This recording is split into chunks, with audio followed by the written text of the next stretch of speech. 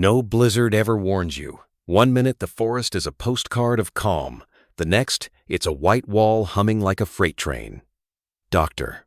Jonas Haleonsi, the best trauma vet on the Pacific coast. Now, a self-exiled ghost opens his cabin door, expecting another foot of snow. Instead, a German shepherd steps out of the storm as if carved from shadow itself. She's limping, drenched, yet royal in her ruin. Between her jaws dangles a pup so still the falling flakes seem louder than its breath.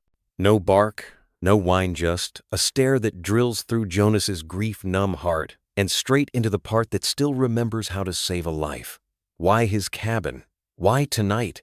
The answer will unravel an illegal breeding empire, resurrect a man who thought love had died, and prove that sometimes the smallest heartbeat is the loudest cry for redemption. Stay till the final frame, because the storm is only the beginning. The snow had begun falling before dawn, soft at first like breath against the cheek of the earth. By mid-morning, it thickened into a hush so complete that the trees themselves seemed to hold still. Their branches bowed not just under the weight of snow, but of reverence. The forest had gone silent, not dead but watching. At the edge of this stillness stood an old cabin, hunched beneath a sloping roof, its wooden spine creaking as if remembering a different life. The smoke from its chimney had long stopped rising. Inside, the hearth slept cold. Dr. Jonas Hale sat in a worn armchair by the frost-glazed window, unmoving. He hadn't touched his coffee, not in hours. The mug had long since turned cold in his hand, as cold as the air pressing through the cracks in the log walls. His flannel shirt hung loose on a frame that used to command operating rooms, war zones, trauma tents. Now it simply sagged with the gravity of still being alive. He didn't speak to anyone, didn't answer the radio. The satellite phone had dust in its charger. His email, if it still functioned, was just a graveyard of condolences he'd stopped reading 5 winters ago. They'd said he needed time. They'd said he needed people. But what Jonas Hale needed was for time to rewind, and that wasn't coming in any shape he recognized. Outside, the wind picked up, sweeping through the pines like a choir of ghosts. Jonas blinked, watching the swirl drift past his window. Every year, the storm came back around this time. Same month, same week. The week the black ice had found their tires. The week the guardrail had failed to hold. The week the silence had begun. He stood slowly, joints protesting, and pulled on his boot shaft rubber, half memory. The dog sled he hadn't touched in years still leaned against the back wall, beside a forgotten box of emergency blankets. He wasn't expecting visitors. He never was. The front door groaned as he opened it, the hinges crying like something waking from a long sleep. Jonas stepped out into a world of white, where the edges of the forest blurred into sky, and sound had been eaten whole by the storm. The cold hit his face like truth blunt, honest and uninvited. He bent to check the snow depth at the step. 6 inches overnight. The storm was thickening fast. He'd need to cut more firewood. Checked the backup fuel line, though, lately. Even survival felt optional. He turned toward the stack of wood by the shed, and that's when he saw her. At first, she looked like nothing more than a shadow in motion, materializing between the pines like smoke. A German shepherd, large but not imposing. Her gait uneven, her legs trembling beneath her. She limped with purpose and not fear, not aimlessness. She was soaked to the bone, every muscle taut. But her eyes, dear God, her eyes were wide, wild, and locked on him like he was not a man but a verdict. Jonas froze. She was close now. 15 feet, 10. And then he saw the puppy in her mouth. A tiny bundle, limp and bloodied, its fur clinging to her muzzle as if by desperation alone. It didn't cry, didn't squirm. Jonas felt the bottom drop out of his chest. The mother stopped just short of the porch. She didn't bark. She didn't growl. She just stood there in the falling snow, silent, motionless, eyes pinned to the man standing on his porch, like she'd spent miles in the wilderness looking only for him. He couldn't move. Not from shock, not from fear, but from the weight of recognition. He'd seen those eyes before on the gurney when Ellie, his daughter, had fought for her last breath. On a roadside deer he'd once tried to save in vain. On his own reflection the night after the funeral, that look wasn't just pain. It was pleading. It was surrender offered with the last ounce of hope. Jonas stepped forward, unaware his legs had made the decision before he did. Snow crunched beneath his boots. The shepherd didn't flinch. She simply lowered her head, gently placing the motionless puppy in the snow, then stepped back, leaving a perfect crescent of breath in the air. He knelt. Hands that hadn't held life in years reached out and touched cold, matted fur. The pup's body was barely warm. Jonas pressed his fingers to its ribs. There was a beat but distant, faint, like an echo of a heart unsure whether to keep trying. He looked up.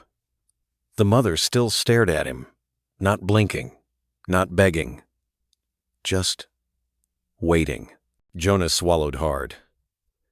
"You came to the wrong place," he whispered, not to her, but maybe to himself. And Yeth's arms moved. He cradled the pup and stood. The mother didn't follow. She just sat, right there at the edge of his porch, as snow gathered across her back, her ears, her muzzle, a statue, a sentinel. Inside, the fire hadn't been lit in 2 days. The cabin smelled of dust and pine sap. Jonas laid the puppy gently on an old towel atop the kitchen table, his hands shaking not from cold, but from something deeper, the terrifying reawakening of purpose. Outside the cabin, the shepherd waited, and inside, the tiniest flicker of something long buried began to rise in Jonas's chest. Not hope. Not yet. But maybe the possibility of it. The door had barely creaked open when the cold surged in like a memory he didn't ask for. Jonas squinted into the white, his breath forming clouds that vanished too quickly. Snowfall had thickened, blanketing everything in slow motion, like time itself had stopped to watch something unfold. He stepped forward to gauge the drift along the porch, and that's when he felt it. Not a sound, not a flash, just presence. The kind that halts your heartbeat before you know why. He turned his head slightly, eyes narrowing, and saw her. She came from the tree line, like she had been cut from it. A silhouette, both fragile and formidable. A German shepherd, large for a female, but lean almost skeletal under the weight of her soaked fur. One leg dragged, every step a labor. But she didn't whimper, didn't flinch. She just kept coming, her body trembling with exhaustion, snow melting along her spine and pooling at her paws. And in her mouth, like some grotesque offering from a myth older than the forest, she carried a puppy. Jonas's chest tightened. The pup hung limp from her jaws, fur clumped with blood and ice, one paw bent at an angle that spoke of something broken. It wasn't crying. That silence hit harder than any scream. The mother came to a halt 3 feet from the porch.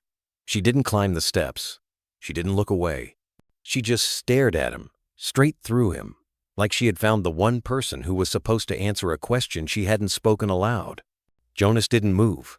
That stare, it wasn't feral. It wasn't pleading either. It was something more primal, more sacred. It was the gaze of someone who had walked through hell, not for herself, but for someone she refused to let die. She lowered her head, ever so gently, and placed the pup on the snow. Then she sat back, like a soldier presenting a fallen comrade, her breathing ragged, sides heaving beneath fur caked in mud and sleet. And still, she made no sound. Jonas couldn't breathe. Every instinct inside him screamed to move, but his body felt like stone. His pulse roared in his ears. The wind flared and pulled at his coat, but he didn't notice. All he could see was the quiet agony in that dog's eyes, and something else hiding just behind it. Trust. Why him? Why now? He'd buried his last patient in a child-sized coffin. He'd walked away from the operating table for good after his wife bled out beside their daughter on that cursed highway. He wasn't a savior anymore. He wasn't anything. And yet, his feet moved. Not because he chose to, but because something ancient and cellular remembered how. His boots cracked against the crust of snow as he stepped off the porch and knelt beside the pup. He reached out slow, deliberate hands open. The pup's body was light, too light, still warm, but only barely. He pressed 2 fingers to the ribs, then shifted them. A faint tremor beneath the fur, a heartbeat weak, fluttering, but there, alive. For now, the mother didn't move, not an inch. She just watched, eyes locked to his. Still no growl, still no cry, She looked like a dying cathedral, damaged, hollowed, but impossibly dignified. Jonas stood with the pup in his arms. Snow blew sideways across his face, but the world felt muted, like everything had paused for this moment alone. He turned toward the cabin. He hesitated, not from doubt, from something more terrifying hope. Then he stepped up to the porch and opened the door wide.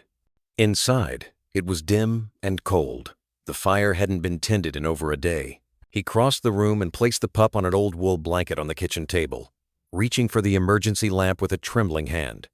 Outside, the mother still waited. Jonas moved back to the doorway, heart beating like war drums in his chest. The snow had started to cling to her face, frosting her eyelashes, turning her into some ghost-like monument. She didn't flinch when he opened the door. She didn't approach, just sat, still, watching, waiting. He leaned out slightly, arm extended. "Come on," he whispered, unsure if the sound would even reach her through the storm. "It's warm inside." Nothing. She blinked slowly, then lowered her head once more, ears barely twitching in the wind. But she didn't come. She wasn't asking to be saved. She wasn't here for sanctuary. She had brought the one thing in the world she could no longer carry and laid it at his feet. Her choice was already made. Jonas stepped back, leaving the door slightly ajar. "Suit yourself," he muttered, though the ache in his chest betrayed the indifference in his voice. He returned to the pup, already reaching for towels, gauze, the old medical kit he hadn't touched in 5 years. His fingers found the rhythm before his mind did. Check vitals, wrap extremities, warm compress. Outside, the wind howled harder a cry with no throat. And on the porch, beneath the weight of snow and memory, the mother stood guard over a stranger's cabin like it was the last church left on earth. Inside the cabin, the air held a kind of quiet that wasn't peaceful, just forgotten. Dust swirled in the weak lamplight, tracing invisible stories in the gloom. The hearth sat dead, choked in ash and time. The room was stale, too still, like it had been holding its breath for years. Jonas laid the puppy on a folded wool blanket atop the kitchen table. Its body was motionless, now no twitch, no cry, only the faintest lift in the ribs every few seconds, like life itself was choosing whether to stay or go. He crouched beside the fireplace and shoved aside the old iron grate. The logs inside were from the last storm, brittle and dry. He struck a match once, then again, and finally, on the third try, the tip flared. That tiny flame lit more than wood. It lit memory. He could see her. Ellie, sitting cross-legged in front of this same hearth, marshmallows skewered on metal tongs, cheeks flushed pink from heat and joy. Miriam beside her, humming something soft, something made for homes and winter and forever. That sound didn't exist anymore. The match burned close to his fingers. He dropped it onto the kindling. The fire hissed, then caught, crackling slowly to life like a stubborn heartbeat. Light crawled across the cabin walls, climbing over old picture frames, turned face down, across the grain of the table, and finally over the little pup's body. Its fur shimmered in the orange glow, pale gray beneath the grime, ash-like. Jonas pulled another blanket from the cedar chest and wrapped it around the puppy's body. It was shivering now, and to him, that was a victory. Shivering meant the body still had fight. He dipped a cloth into warm water and ran it gently over the pup's snout, brushing away the blood and slush. One eye was swollen shut, the other barely opened, just a sliver enough to see. Enough to meet his gaze for half a second, before drifting closed again. "You're still in there," Jonas murmured, voice ragged. He hadn't said a word to another living thing in months. Not like this, not gently. Outside, the storm rattled against the windows, snow whispering across the glass like secrets. And still, she didn't come in. Jonas glanced at the front door, still ajar. She was there, still, sitting on the porch like a sentry cast from storm and silence. The snow now clung to her back in thick patches, her breath fogged in rhythm. She didn't shiver, though her body was clearly past its limit. Her ears flicked once, her eyes never leaving the door. She was watching him through the crack, not barging in, not assuming welcome, just waiting. Jonas stood slowly. His knees creaked from kneeling too long. He crossed the cabin, hand resting lightly on the frame of the open door. He looked out at her through the swirling curtain of white. "Are you coming in?" he asked. No response, just breath, just stillness. That same quiet gravity in her eyes that had met him earlier, like she wasn't waiting for permission, just confirmation that this place wasn't cursed. He opened the door wider. A gust blew in with it, frigid, biting, but he didn't flinch. "Come on, girl," he said, softer now. "He needs you, and I." He didn't finish the sentence, but maybe he didn't have to. The shepherd stood, slowly, each motion deliberate, calculated. Her front paw lifted stiffly the injured one. She limped toward the threshold, paused, sniffed the air. Then, like she had just crossed some invisible line drawn in grief, she stepped inside. It wasn't dramatic. She didn't bolt or tremble or cower. She just walked through the door like someone who knew this moment had been waiting all along. Jonas stepped aside, unsure of what to feel. Grateful? Afraid? Awake? The shepherd passed him, her body soaked and trailing melting snow onto the wooden floor. She didn't sniff the furniture, didn't explore. She moved straight to the kitchen table to the pup and sat down beside it, pressing her nose to his side with the gentlest touch Jonas had ever witnessed. A soft sound escaped her throat. Not a whimper, almost a hum. Maternal, anchored. Jonas watched them in the firelight. A dying mother. A barely breathing pup. Both choosing this place. This man. Without knowing anything about him except, perhaps, that he had nothing left to lose. He moved to the table, pulled up a chair, and sat beside them. The shepherd didn't look at him, but she didn't move away either. The pup twitched. Jonas placed his hand gently against its chest, fingers trembling not from the cold, but from what he felt there. A pulse, slow but stronger than before. He looked to the mother. "You did good," he whispered. She blinked once. That was all. The fire cracked behind them, its light stretching longer now, breathing heat into the space. Outside, the wind continued to wail, angry, lost, ancient. But inside the cabin, for the first time in a very long time, there was company. And not just any company. There was life. There was a second chance. Jonas leaned back in his chair, exhaling slowly. He looked down at the shepherd sitting beside the table, alert, but no longer tense, and then to the flicker of rise and fall in the little body she'd carried through the snow. "I don't know who you are," he said, voice low, "but you found me." And though she made no sound, something in her eyes replied, "We came for you." Time, in that cabin, no longer moved forward. It hovered. The wind outside had quieted, but only on the surface, like breath drawn in and held. The kind of silence that wasn't peaceful, it was a waiting silence, heavy, expectant. Inside, the fire pulsed gently, pushing light across the walls in waves that mimicked a heartbeat. And on the table, the heartbeat of one small creature teetered between the thinnest borders of this world and the next. Jonas didn't sleep. He sat beside the kitchen table, hunched forward, elbows on his knees, face inches from the small bundle wrapped in wool and fading breath. Ash. He hadn't even said the name aloud yet, but it had formed in his mind like an echo from the fire. A name born of smoke, fragility, and something not yet extinguished. He kept one hand on the pup's chest, fingers lightly tracing the rise and fall, counting the intervals. They were too far apart, too shallow.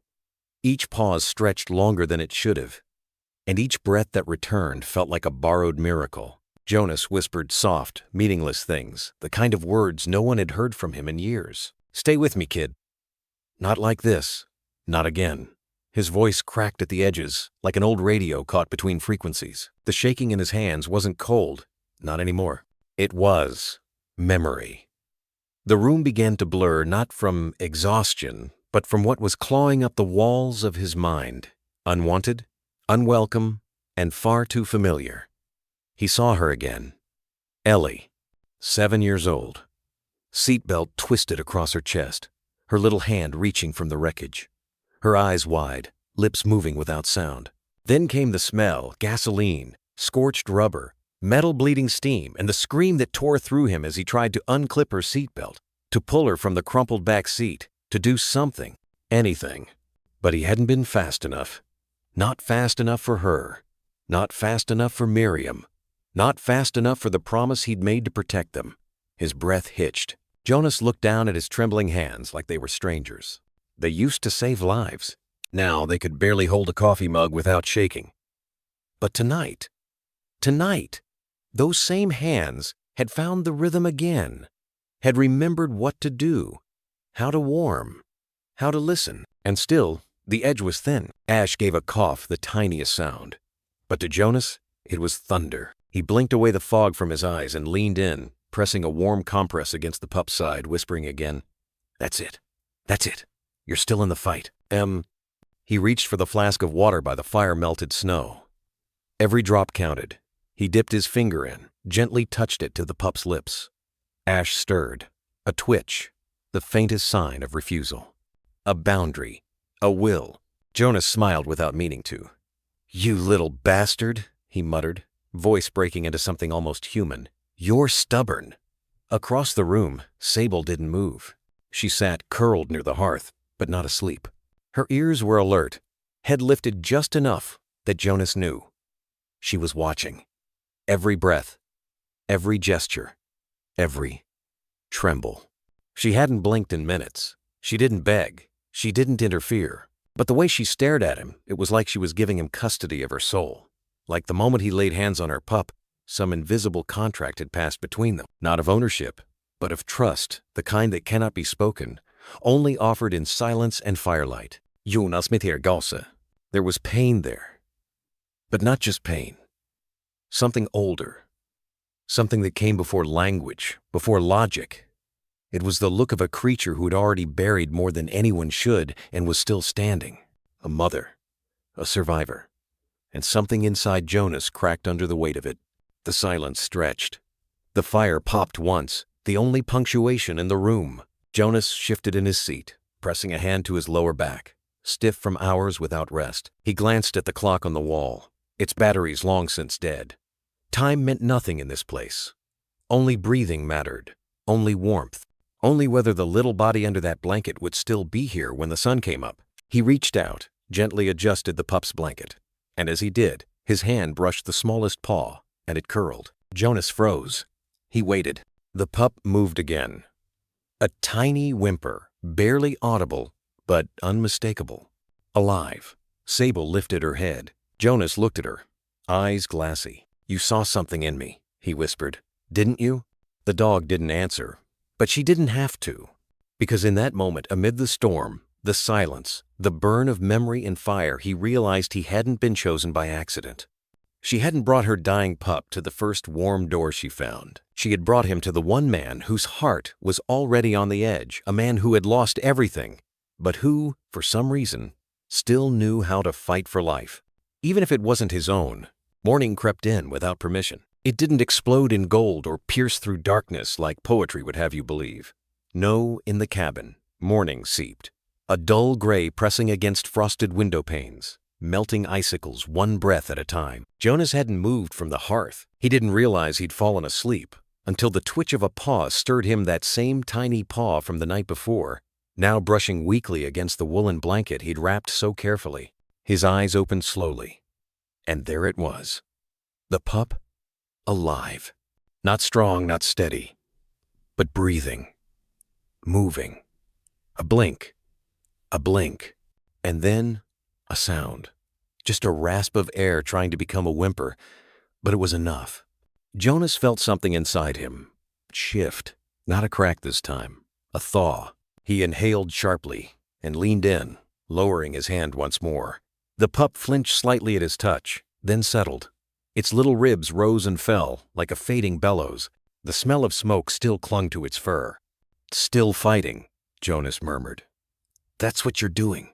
He hesitated, then said it aloud, the word that had lingered in the back of his mind all night, unspoken but undeniable. Ash. It landed gently in the room, but it echoed somewhere deeper. Ash for the soot still clinging to the pup's coat, for the color of its singed ear, for the way its life had nearly blown out like a coal in winter wind. But mostly, ash for the ember that refused to die. Sable, still curled on the far side of the cabin, stirred. She lifted her head, ears twitching, eyes heavy with exhaustion but sharpened by meaning. When Jonas looked up and met her gaze, the words came to him before he could think. "And you're Sable." And Duvray. She didn't react not in the way humans do, but her eyes narrowed slightly, as if she had been waiting. "Sable." For the color of her coat, sure, that rich, burnished black that gleamed even beneath ash and ice, but also for something deeper, something in her posture, in her quiet discipline. She had stood in the snow for hours, not whining, not scratching, not begging, only waiting. A sentinel, a mother, a storm held in restraint. Jonas spoke the name again, slower this time. Sable. The moment stretched. And then something remarkable happened. She stood, not stiffly, not warily, just stood. As if, now that the names had been spoken, something had been acknowledged. A line crossed, a choice accepted. Jonas stared at her. "You hear it too, don't you?" he said softly. "Names make things real." He turned his attention back to Ash, who had fallen asleep again, breath shallow, but steadier now. His hand moved gently over the pup's back, feeling the warmth slowly returning, the body no longer cold to the touch. He couldn't stop watching the little rise and fall, and it terrified him. Because for the first time in years, he was afraid of losing something. Again. That was the danger of naming, wasn't it? You name a thing, and suddenly it belongs. You name it, and you're tethered. A word becomes a thread, and before you know it, you're stitched back into the world you left behind. Jonas leaned back slowly, exhaling. He stared at the ceiling. He hadn't said his daughter's name aloud in almost 5 years. Not once, not even in his sleep. The sound of it had turned to glass inside him, something fragile and dangerous all at once. But now here he was, whispering names into a cabin like prayers. Ash. Sable. He didn't know what that meant yet. Didn't know what it demanded. All he knew was that the room no longer felt dead. The silence wasn't empty anymore. It was full of breath, of presence, of the delicate, invisible weight of beginning again.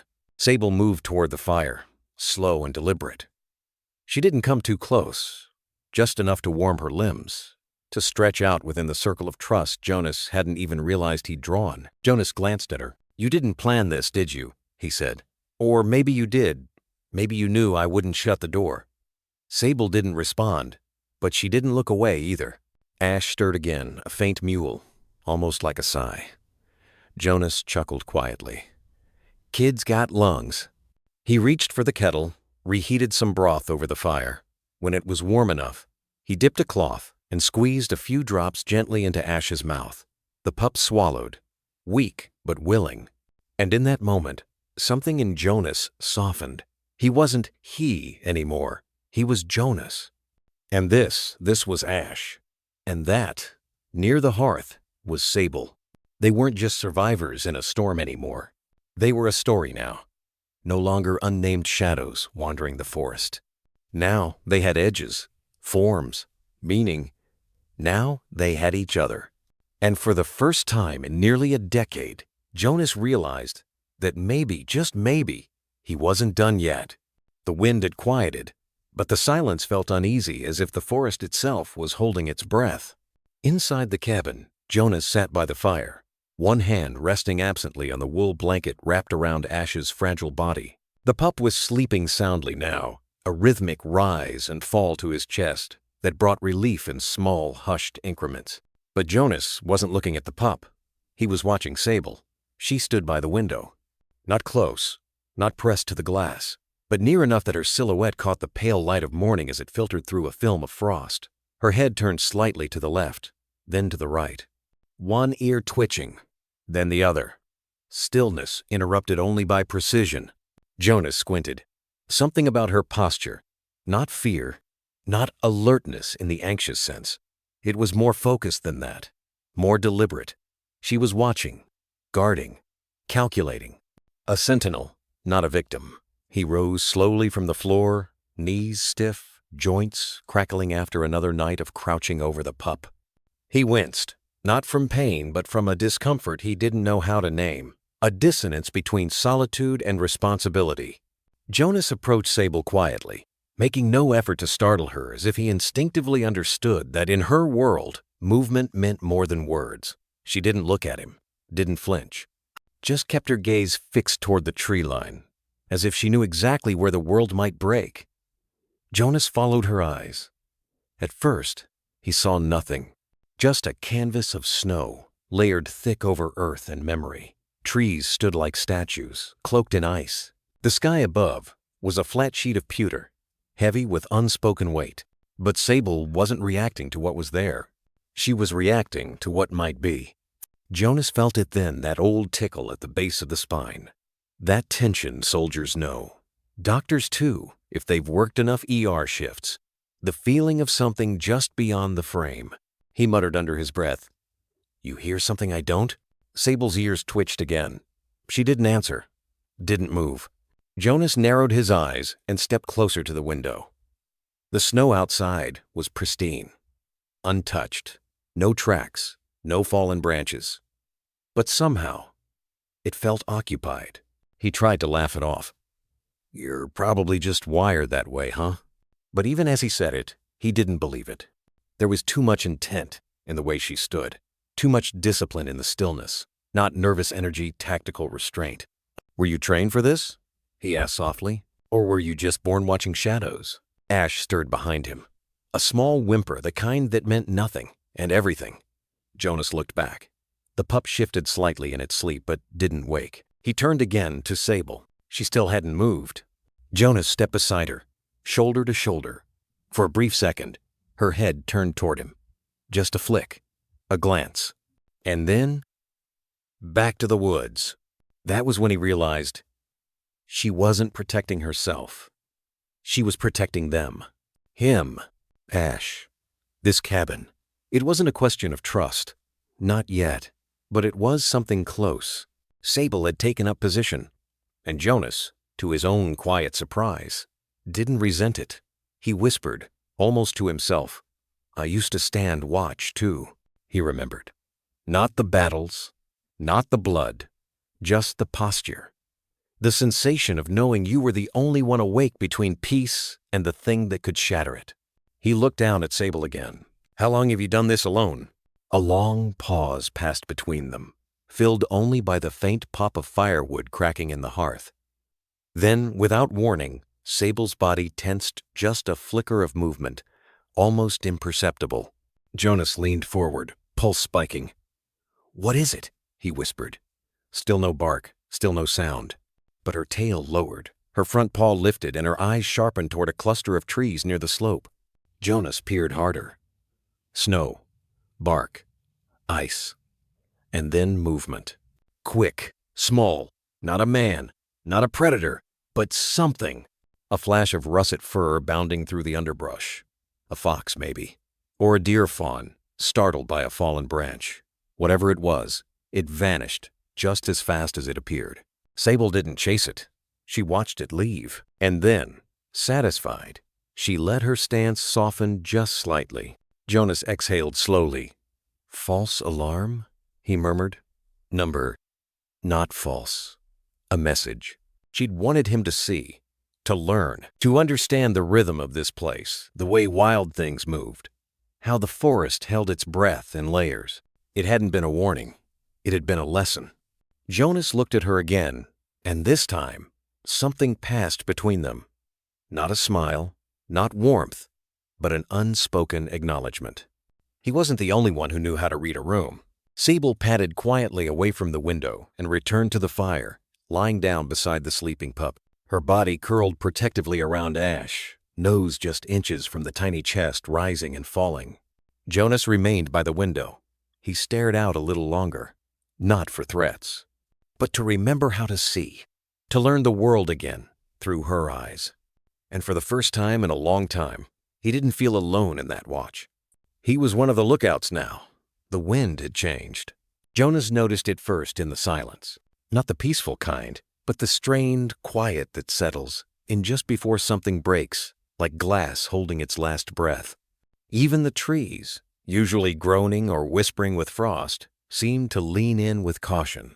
He slipped on his parka and boots without a word. Sable stirred near the fire, her body rising with slow precision. She didn't bark, just followed. Jonas didn't tell her to stay. Outside, the world had turned a shade paler. Sky folding into snow. Snow into earth. Footsteps left shallow impressions quickly erased by a breeze too soft to be innocent. He wasn't sure what had pulled him toward the edge of the slope. Maybe it was a glint, maybe the way the birds had vanished. Maybe it was something deeper, older, the same instinct that made Sable freeze near the window. They moved together, him walking, her ghosting silently beside him like two parts of the same scar. 30 paces past the firewood shed, Jonas saw it. Tracks, but not the kind made by deer or fox. No delicate hooves or scrapes of small paws. These were heavier, human, and beside them staggered, unsteady paw prints. Big, deep. Jonas crouched. The human prints were wide-set, boots frayed at the heel. Someone had been limping. The animal tracks, though, they weren't Sable's. Too large. The gait was wrong, uneven, aggressive. Something had been dragged. A cold knot formed at the base of his spine. He followed the trail 10 more feet, where the snow grew broken, violated. There, flapping like a half-dead flag in the wind, was a tarp, shredded down the middle, its blue plastic darkened with something brownish-red at the seams. Jonas bent down. The blood was dry, but recent, not yet frozen solid. He scanned the surrounding brush and spotted crushed tin cans, rusted and dented, one of them smeared with what looked like greasy handprints. A pile of bones, tiny and cracked, lay beside them. Rabbit or squirrel too clean to be natural. Then he saw the metal glint. Partially buried in the snow, tucked beneath a clump of pine needles, was a metal tag. Jonas brushed it clean with gloved fingers. It was rectangular, military style, worn. Stamped into its face were 3 letters. Rav, and beneath it a code he didn't recognize. A series of numbers and slashes, like a registration no longer used. Jonas felt his throat tighten. He glanced at Sable. She was frozen in place, fur along her spine standing like needles. Her nose lifted, twitching once, then twice. Then she looked at him. Not with fear, with warning. Jonas felt it too now. The watching. It wasn't paranoia. It was a presence not seen, not heard, but deeply felt, like breath too close to the back of your neck. He turned slowly. Nothing in the trees, nothing in the sky. But the hairs on his arms stood upright beneath his layers.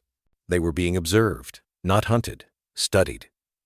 Jonas pocketed the metal tag and stood. His voice, when it came, was low. "We're not alone out here." Sable didn't move. Only her eyes shifted. Left, then right, then back to the ridge behind them. Jonas's breath came faster now, misting in short bursts. He swept his gaze over the scene again. Tarp, blood, cans, tag. This wasn't just the site of a struggle. It was a camp temporary, desperate, and abandoned too quickly. And whatever happened here, it hadn't ended clean. He looked down once more.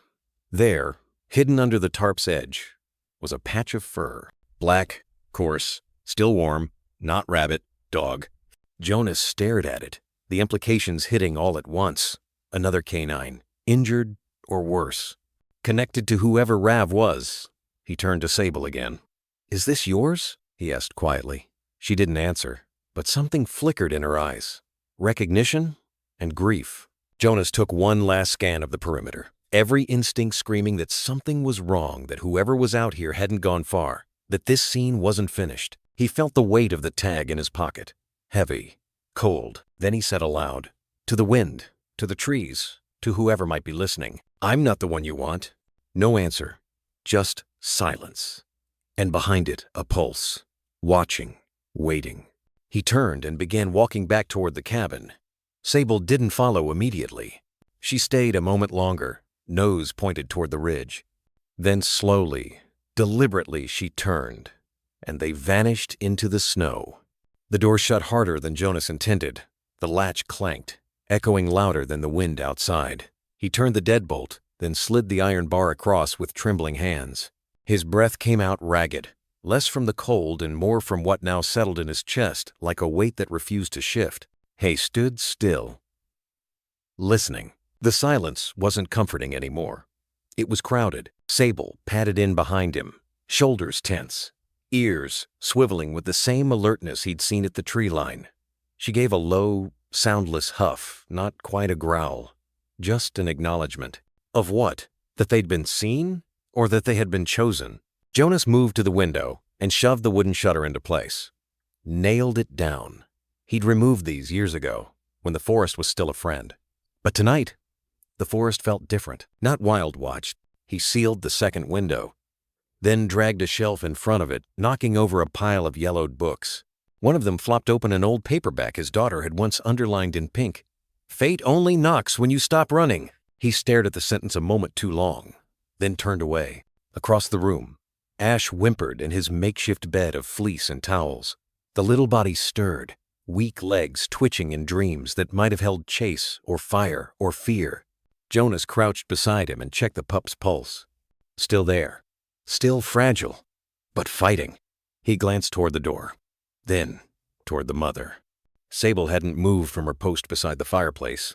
She didn't curl up, didn't rest, just stared at the flame as if decoding something ancient in the crackle.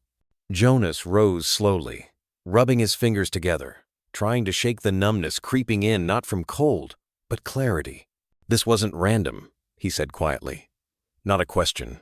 A realization." Sable's head tilted, just slightly. "You didn't just find me." The words hung there absurd, maybe, but truer than anything else he'd spoken aloud in years. "You picked me." It was the only conclusion that made sense.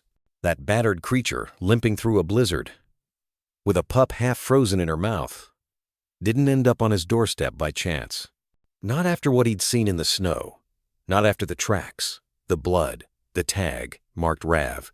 Not after the way she watched him, not with fear, not with hope, but with knowing. Jonas backed away from the door and began scanning the walls for gaps. He plugged them with wool, newspaper, old towels. Survival instincts returning after years of dormancy. Hands steady now. "I don't know what you escaped from," he muttered, "but I know it's still out there." He moved to the woodpile and began feeding logs into the fire. One by one, slow and methodical. The flames flared, casting a pulsing orange against the cabin walls like a heartbeat come to life. He thought about the metal tag again, still in his pocket. Rav.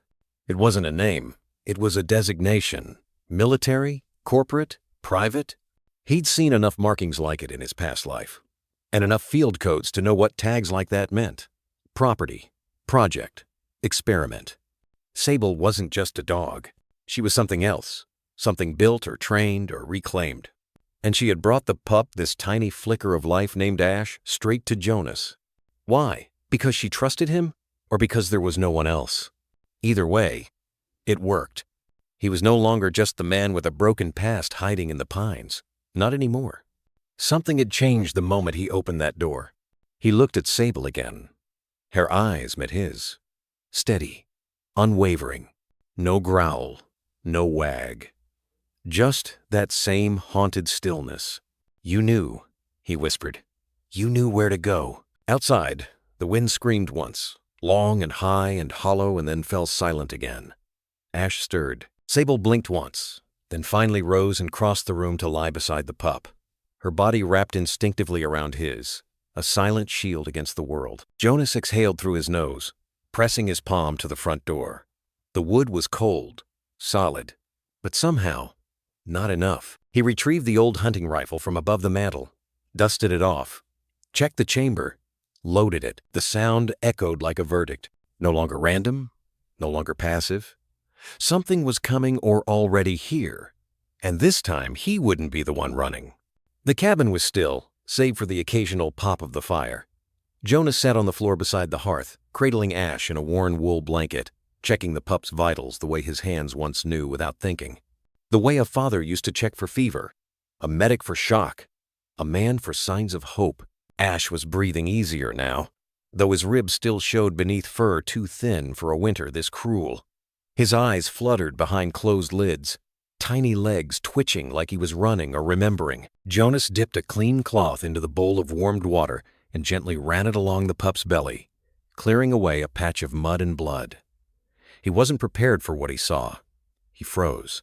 At first, he thought it was a scab, a wound healing wrong. But then the outline became clear under the dim firelight. A perfect circle, edged cleanly, burned into the skin. Not from accident, not from nature, a brand. Jonas's breath hitched, sharp and involuntary. He set the cloth down, gently like it might shatter, then leaned in, brushing the fur back farther, exposing the full mark. It was no bigger than a silver dollar, etched with geometric lines, too precise, too intentional, a symbol. His stomach turned. He'd seen branding before, on cattle, on old enemies, even on people in wars that never made the news, but never on something so small, so fragile, so innocent. His hands curled into fists. "What the hell did they do to you?" he whispered. Sable, who had been resting a few feet away, lifted her head, her ears flattened. A low sound, not quite a growl, vibrated in her chest, not directed at Jonas, but at the world beyond these four walls. She had seen this mark before. Of that, he was certain. Jonas gently lowered Ash back into the blanket and stood. Rage and nausea churned like a storm in his chest, one that had been dammed for years. His hands shook again, but not from grief, this time from something older, sharper, like the snap of a wire stretched too thin. He paced once across the room, then back, then again. A brand. Who brands a puppy? Who creates something just to own it? His mind raced, pulling fragments together, the rav tag, the tactical stillness in Sable's posture, the deliberate route she took to his door, and now this. Each piece pointed to the same dark pattern. They were made for something, not just born. And then they were discarded, used up. Jonas slammed his fist against the wooden beam beside the door. Not hard enough to break it, but enough to let pain bite through the fog. He needed answers. Not just for them, but for the version of himself he thought had died in the war. The part of him that swore to protect, that couldn't watch suffering without doing something about it. That part was still alive, still burning, like ash. He turned back to the pup. The tiny chest rose and fell, rhythm slow but steady, a miracle in embers. And yet, beneath that flicker, someone had carved ownership into his flesh, as if he were nothing more than property, a tool, a number. Jonas knelt again, staring at the brand. He wasn't a man of prayer anymore, but he found himself mouthing something under his breath, not to a god, but to the boy, to the fire, to the silence between them. "You don't belong to them anymore," he said softly. Sable shifted closer, lying down beside Ash, her muzzle resting gently near his shoulder. Her eyes met Jonas's. There was no fear in them, only recognition. He reached out, slowly, placing his hand just above the pup's brand, not touching it, just close enough to feel the heat of something ancient and wrong. "I don't know who did this," he said, voice low, steady, "but I promise you I will." Outside, the wind moaned again, longer now.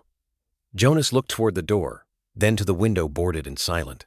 Whatever had sent Sable running, whatever had burned this mark into ash, might come looking again. And next time, they wouldn't come quietly. Jonas rose, every muscle in his body taut. He wasn't ready. Not yet. But he would be. The fire had burned low.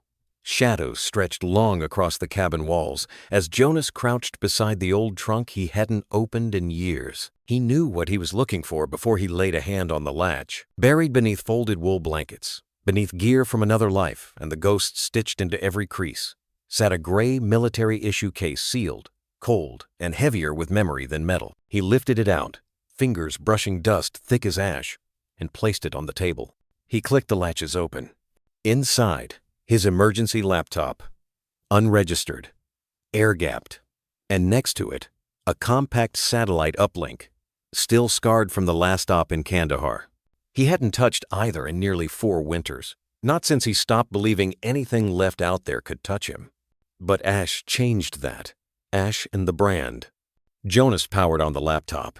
The fan sputtered, whirred, then steadied like lungs remembering how to breathe. He connected the uplink, angled the dish through the cracked upper window, and waited. The LED blinked red, then amber, then green. Online. He hesitated before typing. Not because he didn't know what to search, but because deep down, he did. He entered. RAV plus military plus branding plus genetic program. Hit enter. Most hits were junk. Old tactical gear forums, dog training sites. A few mentions of reactive animal vector which made his pulse jump. He clicked deeper, bypassing firewalls, using credentials that should have expired a decade ago. But someone forgot to close a back door. And there it was. Classified archive, restricted access, file code, RAV, 41A, Gen Biosec. Jonas bypassed the first 2 layers, then paused before the third. The last time he saw this kind of encryption was during an intel leak from a now-defunct research arm buried inside the Department of Defense. He cracked it anyway. The screen flickered, then resolved into a grainy document. Project RAV, Reactive Adaptive Vectors, GenSec Bio Unit, decommissioned. Classification level, Black Ops. Summary. The RAV program was an illegal experimental breeding initiative designed to develop enhanced canines for high-risk reconnaissance, genetic memory retention, and environmental adaptive response. Initiated under the shadow budget of GenSec Bio, the program used unauthorized genome editing, selective trauma exposure, and behavior suppression techniques. Status: terminated. Following internal whistleblower event. Estimated 34 specimens unaccounted for. Jonas's throat went dry. He scrolled down. Images appeared, blurred photos of enclosures, genetic charts, cold faces of men in lab coats beside kennels. One image stopped him cold. A metal collar, sleek, matte black, etched with RAV and a serial code beneath it. His hand trembled. It was the same lettering he'd seen in the snow. On the tag, near the blood. The screen seemed to pulse. He kept reading. Notes from termination memo. Subject SO7 displayed signs of maternal divergence. Escaped compound perimeter. Pup SO7A believed to be with her. Containment advised. Subject demonstrates abnormally high environmental tracking and human affinity retention. Jonas's mind raced. SO7. Sable. And the pup Ash. They weren't strays. They weren't just survivors. They were targets of a program designed to create weapons in fur. And now, they were running, hiding, here. Jonas pushed away from the screen, the chair scraping across the wooden floor. He paced to the window. The snow had deepened in the past hour. Quiet, deceptive, swallowing tracks, silencing steps. But somewhere out there, something was looking for them. Maybe not someone. Something. He turned to the hearth. Sable lay curled beside Ash, eyes half-lidded but awake. Always awake. She was no longer just a dog in his cabin. She was the key. Jonas moved back to the laptop and ran a deeper search on any follow-ups. No news, no lawsuits, no oversight committees. It was as if the RAV project had been buried under 1,000 feet of classified silence. But loose ends don't stay buried forever, especially when they run on 4 legs and carry proof of a crime in their blood. A chill crawled up his spine. If someone knew SO7 had escaped with her pup, they wouldn't stop. They wouldn't forgive. And they wouldn't care about the man who gave them shelter. Jonas closed the laptop slowly. He wasn't afraid of being hunted. He was afraid of what kind of hunters would come. Outside, the wind howled sharp, purposeful, like a whistle between clenched teeth. And somewhere, beyond the trees, something was listening. Jonas didn't sleep. He sat at the table long after the laptop had gone dark, hands steepled, elbows digging into the grain as if pressure alone could hold back memory. The air inside the cabin was warm, the fire still breathing gently, but something colder coiled in his chest. It started as a whisper, not a sound, a sensation, the kind of unease that doesn't come from fear, but from recognition. That brand beneath Ash's fur, the collar etched with RAV, the photo, the term maternal divergence. He'd heard those words before, not in war, not in field briefings, but under oath in a hearing room, carved from glass and steel. It was 6 winters ago, a closed-door deposition. He'd been pulled in not for combat history, but for what he saw while serving at the Teague Base Veterinary Research Annex, the off-book facility where enhanced field canine units were bred, trained, and when they failed, discarded. Jonas hadn't asked for what he saw there. He just hadn't been able to unsee it. Rows of kennels too narrow for turning. Lights left on 24 hours. Dogs pacing, trembling, growling at things that weren't there. One had no pupils, just milk-white eyes. Another, younger, was pressed flat to the floor, its limbs twitching at intervals that suggested seizure or programming. He remembered their names weren't names, just numbers. He remembered how one of the researchers joked, "We're not raising pets. We're engineering silence with teeth." And then there was her, a sable-coated female, eyes too sharp for her age. She didn't bark, didn't lunge like the others. She just watched. Watched him. Every time he passed. The vet in charge said she was showing abnormal maternal fixations that she tried to shield younger pups when techs entered with syringes. It was seen as a flaw. Too much empathy in her neural sync, they said. A misfire. We'll reset her. But Jonas had lingered one night, just outside the lab doors. He'd heard a yelp. Muffled. And then silence. A cold, surgical silence. He'd filed his report the next day, delivered testimony a month later. And after that, he'd left. The war behind, the world behind, and anything remotely resembling humanity behind. Until now. His eyes shifted across the room. Sable lay curled, half asleep, but never fully surrendered. Ash's tiny chest rose and fell against her belly. Her paw was draped over him, not possession, not instinct, but protection. He blinked, and it snapped. That wasn't just a dog in his cabin. That was her. The one from the compound. The one they said they reset. But she'd survived. Somehow, she'd escaped with one pup. The rest he didn't want to imagine. And now, all these years later, in a snowstorm fierce enough to strip bark off trees, she hadn't just found shelter. She'd come here. To him. Jonas stood slowly, the floorboards groaning beneath his weight. He crossed to the shelf and retrieved an old case file. One the government never asked back after his resignation. Most of it was redacted, but one photo remained grainy, black and white, time-stamped in red. Subject S07, 21 weeks. Aberrant affection responses. He looked back and forth between the image and the being curled by his fire. Same fur pattern, same amber eyes, same silence. His gut twisted. They didn't brand her by accident. They branded her because she mattered. And now, someone out there, someone who didn't believe in endings, was looking for what had slipped through their fingers. The tag he'd found in the snow wasn't dropped. It was discarded. Evidence someone had tried and failed to retrieve her. Jonas returned the photo to the file, shut it, then exhaled through clenched teeth. She didn't just stumble into his life. She chose him, not because he was safe, because he once stood up when no one else would. And now? Now the consequences of that choice were scratching at the edge of the forest, just waiting for the fire to die low. The storm hadn't stopped. If anything, it had settled into a kind of rhythmic growl, a steady drumbeat of snow against the cabin walls. Jonas stood near the hearth, hand resting on the rifle leaned in the corner. He wasn't thinking about game or self-defense. He was thinking about what Sable had survived, and what might come looking to finish the job.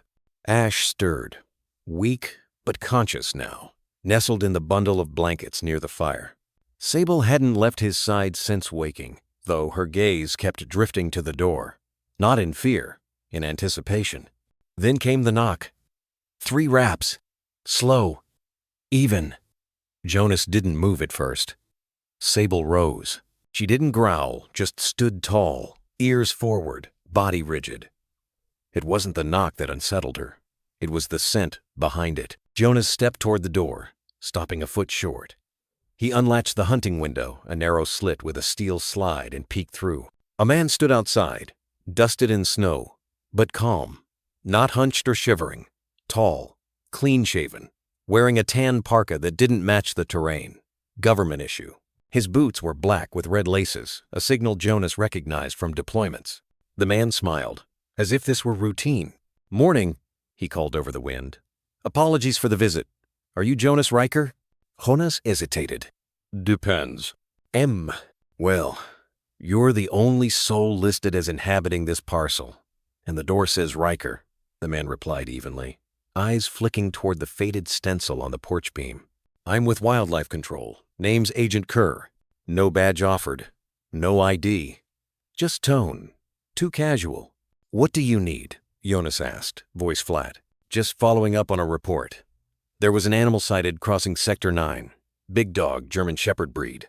Female, possibly injured. Accompanied by a small pup. Tracks led through the ridge behind your property. Jonas kept his expression blank. Agent Kerr continued, undeterred. Now, it's not normally our jurisdiction, but this case is a bit special. The dogs are tagged in a private registry, belong to a research facility upstate. They're considered high risk for disease vectors, possibly dangerous. We've been ordered to recover them alive. Then maybe you should bring a leash, Jonas said coolly. The agent smiled again, a rehearsed, toothless thing. Have you seen them? Jonas looked him square in the eye. No animals here. A breath passed. Jonas heard it, the faint pause before disappointment or escalation. Then Kerr nodded, as if Jonas had said exactly what he expected. Fair enough. Mind if I come in? Warm up for a minute? Jonas didn't flinch. I do mind. All right, Kerr said with a shrug. Can't blame me for trying. That wins something fierce. His eyes flicked past Jonas's shoulder. A quick scan. Assessing. You live out here alone? He asked. Jonas didn't answer. Kerr smiled again. Must get quiet. I like it that way. The wind surged, carrying a wail through the trees. Behind Jonas, Ash gave the faintest whimper, barely a breath. Kerr's eyes narrowed. That a pup I heard? No, Jonas said firmly. Old floorboard. This place creaks when it's cold. For the first time, something changed in Kerr's demeanor. The fake ease dropped an inch. His stance shifted, not threatening, but sharper. Well, if you do see anything sick, limping, unusual, you'll let us know right away. Could be a matter of public safety, especially for a little pup. Some of these breeds don't tolerate the cold well. Jonas didn't reply. Kerr turned slowly. Take care of yourself, Mr. Riker. Storm like this, it swallows all kinds of tracks. And with that, he walked off into the flurry, disappearing faster than the prints he left behind. Jonas closed the window, bolted it, and locked the door not with one latch, but all three. Sable hadn't moved. She watched him, head tilted. He knelt beside her, the firelight dancing across his face. They're looking for you, he murmured. They're not going to stop. Sable blinked once, no panic, only knowing. Ash twitched in his sleep, tiny paws curling. Jonas's hand hovered over the rifle again. It no longer felt like overkill. It felt like preparation. The fire had burned low. Shadows grew teeth. Jonas sat at the kitchen table, fingers curled around a tin mug of coffee that had long since gone cold. His rifle lay across his lap. He hadn't touched it since Agent Kerr left, but he hadn't put it down either. Sable lay between the hearth and the back door, her body tense, though her eyes were half-lidded. Every so often, one ear flicked toward the woods. Ash was asleep, head resting on Jonas's flannel shirt. Even his breathing seemed cautious now. The wind had picked up again, loud and wild, the kind of sound that made you imagine shapes in the dark. Jonas had been listening to it for hours. So when the tap came, it didn't belong. It was soft, intentional, a rhythm not born of storm or branch. Tap, tap, tap. 3 knocks. Not on the front door, on the back. Jonas didn't move. His fingers tightened on the mug. He set it down silently, every muscle listening. Sable lifted her head, a growl curling low in her throat. Not loud, not showy. Just enough to say, I heard it too. Jonas stood slowly. There were no windows on that side of the cabin, only the narrow pantry hall and the warped wooden door that hadn't been used in years. He hadn't opened it once since moving in. Too many memories live back there. He walked soundlessly across the floorboards. When he reached the rear hallway, he paused, pressed his shoulder to the log wall, and listened. Nothing. No second knock. No footsteps retreating. Just wind. Except the wind had changed. It no longer roared, it whispered, as if inhaling. He eased the latch up, just enough to test if it had been tampered with. Still locked. Still sealed. Jonas reached for the handle of the back door and held it. He didn't turn it, just let his palm rest there. The wood was cold, but not from the air. From something deeper. A different kind of cold. The kind you feel inside the skin. He stepped back. Sable padded over without a sound. Her stance was low, deliberate. She didn't bark, didn't charge. She simply stood at his side, gaze locked on the base of the door. Her nose twitched once. Then again, Jonas whispered, "What is it?" She didn't respond, but her tail stiffened. A heartbeat later, Ash stirred in the main room, not from restlessness, but alertness. His head popped up, ears perked toward the same door. The storm screamed then, all at once a guttural, unnatural howl that rattled the windows and shook loose a plank from the front porch. Jonas stepped back from the door. The wind was doing what voices refused to. Warning. He returned to the main room, checked the rifle's magazine, and slid a shell into the chamber. He didn't believe in ghosts, but he did believe in people. And people were capable of worse. He looked at Sable. She didn't come here by accident, he muttered. And whoever she ran from, they found us. Another gust slammed into the cabin, and the lantern flickered. Ash let out a soft whimper. Jonas turned off the lantern completely. Darkness was safer than silhouette. He knelt by the fire and whispered, more to himself than the dogs. They're testing us, seeing how close they can get. Sable laid back down but didn't rest. Her eyes stayed open, gleaming with something far older than fear. Jonas didn't try to sleep that night. He just sat by the fire, back to the wall, eyes on both doors. The wind kept talking, and somewhere beyond it, the forest waited. The snow had crusted overnight. A brittle, icy film stretched across the clearing, each step cracking like a secret broken in half. Jonas moved slow, boot falls deliberate. His breath ghosted in front of him. The shotgun rested across his forearm, casual in posture, not intent. Sable was at his heel. Ash, still too fragile, had been left curled in the cabin under blankets warmed by the stove. It was just past dawn, that hour when light had no heat, and everything felt older than it was. Jonas's eyes swept across the pines, then down to the shed. The padlock dangled. Open! He hadn't left it that way. His pace quickened. He and the shed had an understanding. He stored what didn't fit inside, spare fuel, old tools, fishing gear, memories he hadn't decided whether to keep or burn. It wasn't sacred, but it wasn't communal. As he rounded the side, he froze. A figure stood in the open doorway, half shadowed by the frame. Same man, same dark parka, same 2 clean boots that didn't belong to the forest. Jonas didn't speak. He just raised the shotgun, thumb sliding the safety off with an audible click. The man's hands lifted slow, theatrical. No need for that, he said lightly. Didn't touch anything. You opened the lock. I looked. You broke into my land. Is it? And didn't know curiosity was a crime now.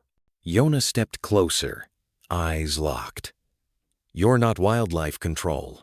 The man smirked. Sure I am. Wild things need controlling. Dogs especially. At that, Sable growled a sound like gravel being ground under boot. The man's eyes flicked to her. She's protective. That's new. Jonas didn't lower the gun. You're not here for wildlife. You're tracking something. Someone. The man tilted his head. Not tracking. Reclaiming. Jonas's finger grazed the trigger guard. I've got nothing that belongs to you. The smirk faded. A sliver of steel replaced it in the man's eyes. You don't know what belongs to who, he said.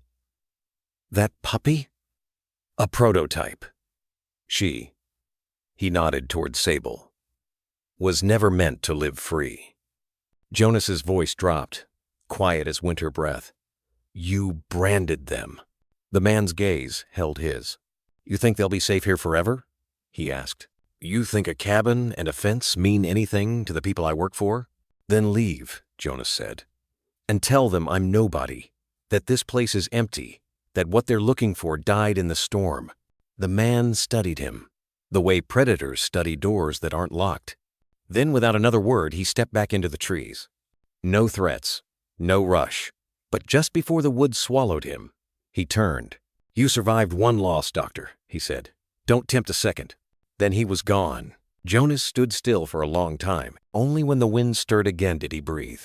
Sable bumped his leg with her shoulder, low and steady. He looked down at her. We're not waiting anymore, he said. We prepare. The wind screamed against the cabin walls like it was trying to speak in a language Jonas hadn't heard in years. Snow struck the windows sideways, relentless, as if nature itself were clawing to be let in. But the real storm wasn't out there. It was behind his eyes. Jonas sat on the floor beside the hearth, back pressed to the wall, knees drawn up. The fire burned low. Not for lack of wood, he simply hadn't moved to feed it. His hands rested in his lap.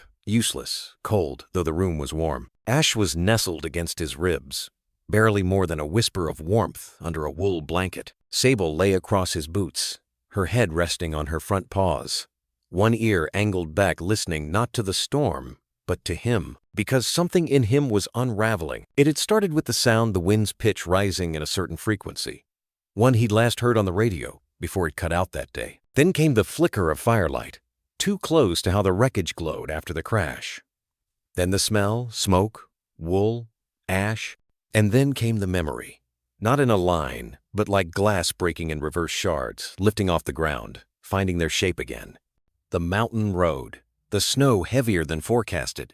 Amelia's laughter in the passenger seat, warm, melodic, oblivious to the coming silence. Ella in the back, singing to her bear. The flash of headlights around the bend. The scream of brakes, metal twisting like a dying animal. Then, blackness. He had come to in a hospital, alone, and had stayed that way since. Now, his chest rose and fell in ragged stutters. Not from cold, not from fear, from memory and from the war it still waged inside his ribs. Ash stirred, a tiny paw stretching out and pressing softly into his arm. He barely noticed. Sable lifted her head, watched him, waited. Jonas turned his face away from the fire and pressed his palms to his eyes like he could dam the flood. But it was no use. Grief didn't ask permission. It simply returned when the door cracked. And the storm knew exactly where that door was. "You weren't supposed to go," he whispered, voice dry as dead leaves. "I was. It should have been me." Ash let out a soft sound, almost a whimper. Sable moved closer, silent, her body pressed along his leg, firm, anchoring, like she understood he was trying not to drown. Jonas exhaled, slow, long, hollow. His eyes fell on the shelf across the cabin. A photo still stood there, though he hadn't looked at it in years. He could see the edges from here, Amelia's hand in his, Ella's pink mittens. The sky behind them that day blew like it had never held a storm.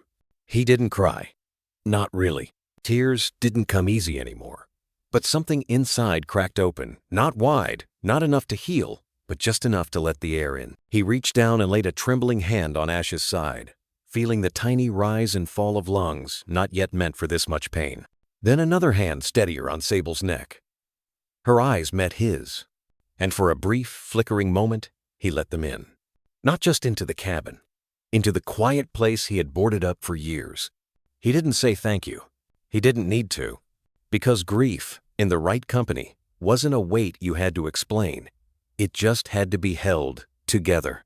The storm outside had dulled to a low moan, as if it too had wept all it could.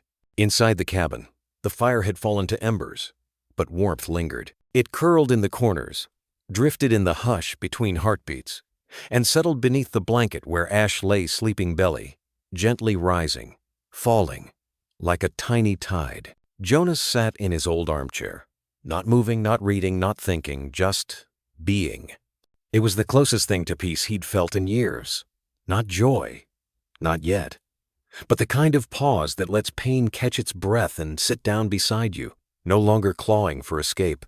His hands, rough with age and scars, rested on the arms of the chair, still. There was no mug in them, no book, no tools to occupy the ache. Just stillness, just breath. And then, quiet as snowfall, Sable moved. She rose from the worn rug near the hearth, her movement fluid, deliberate, like shadow becoming form. Her eyes stayed on him, but not with fear, with decision. Jonas didn't speak, didn't flinch. He watched as she crossed the small space between them, paused soundless against the floorboards, until she stood just beside his knee, her head tilted slightly, studying him or maybe weighing something unspoken. And then, with a slow, almost reverent motion, she laid her head on his knee. A single, gentle weight, and Jonas stopped breathing. It wasn't the shock of it. It was what it meant. It was the culmination of all the hours she'd watched him from across the room, all the half-trust, the guarded glances, the moments of silence where words would have failed anyway. It was the first offering, not from instinct, but from trust. His hand hovered in the air for a second, uncertain. Then, gently, he placed it on the back of her neck. Warm, solid, real. He didn't pet her. He just held her there. Her breath was steady, not panting, not alert, at ease. That did something to him. It cracked something soft open in a place he had thought long hardened. Not in the way grief tore things apart, but in the way healing sometimes tiptoed in when you weren't looking. Jonas swallowed hard. His voice came low, hoarse, barely more than a thread in the dim room. "I've got you," he whispered. The word surprised him. Not because he meant them, he did, but because he didn't know if they were for her, or Ash, or himself. Maybe it didn't matter. Maybe it was the kind of truth that folded over all three. He looked down at her, this dog that had emerged from the forest, not as a stray, but as a survivor, a sentinel, a mother, and now, a mirror. Because she had been waiting too, for someone who wouldn't ask for obedience. Who wouldn't look at her scars like they defined her? Who would simply sit in the quiet and stay? Ash stirred beside the fire, a soft, sleepy yawn breaking the silence, then curled back into the safety of his blanket. Jonas blinked slowly, the corners of his mouth twitching in something close to a smile. Not wide, not sure, but present. Sable's ear twitched beneath his hand, but she didn't move, didn't pull away. She let him stay. And for the first time in years, the cabin didn't feel like a retreat from the world. It felt like a beginning, like the soft click of something falling into place. It started with a breath, not fear, not panic, just clarity. Jonas stood in the center of the cabin, morning light barely slicing through the snow-caked windows, and knew, truly knew, that the time for hiding had passed. The warmth from the fire still held. Sable was asleep near the hearth, her body curled protectively around Ash, but even in slumber, her ears flicked toward every creak in the wood, every sigh in the wind. She knew, too. This wasn't random. This was war. Jonas pulled on his heavy coat, the one with the torn pocket and blood-stained cuff from another lifetime, and began moving through the cabin. Not in a hurry, but with purpose. First, the shutters. He retrieved a crate of old nails from under the sink. The metal was rusted, some bent, but they would do. He worked methodically, boarding each window one by one, hands steady, despite the pounding in his chest. The hammer thudded against the wood, a rhythmic defiance.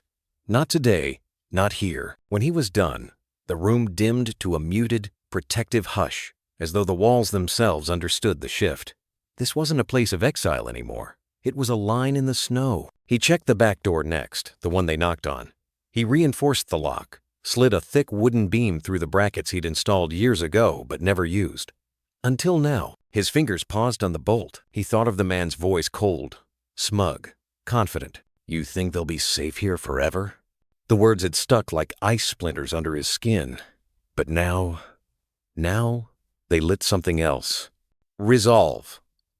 Not the kind that came with adrenaline or desperation. The quiet kind. The dangerous kind.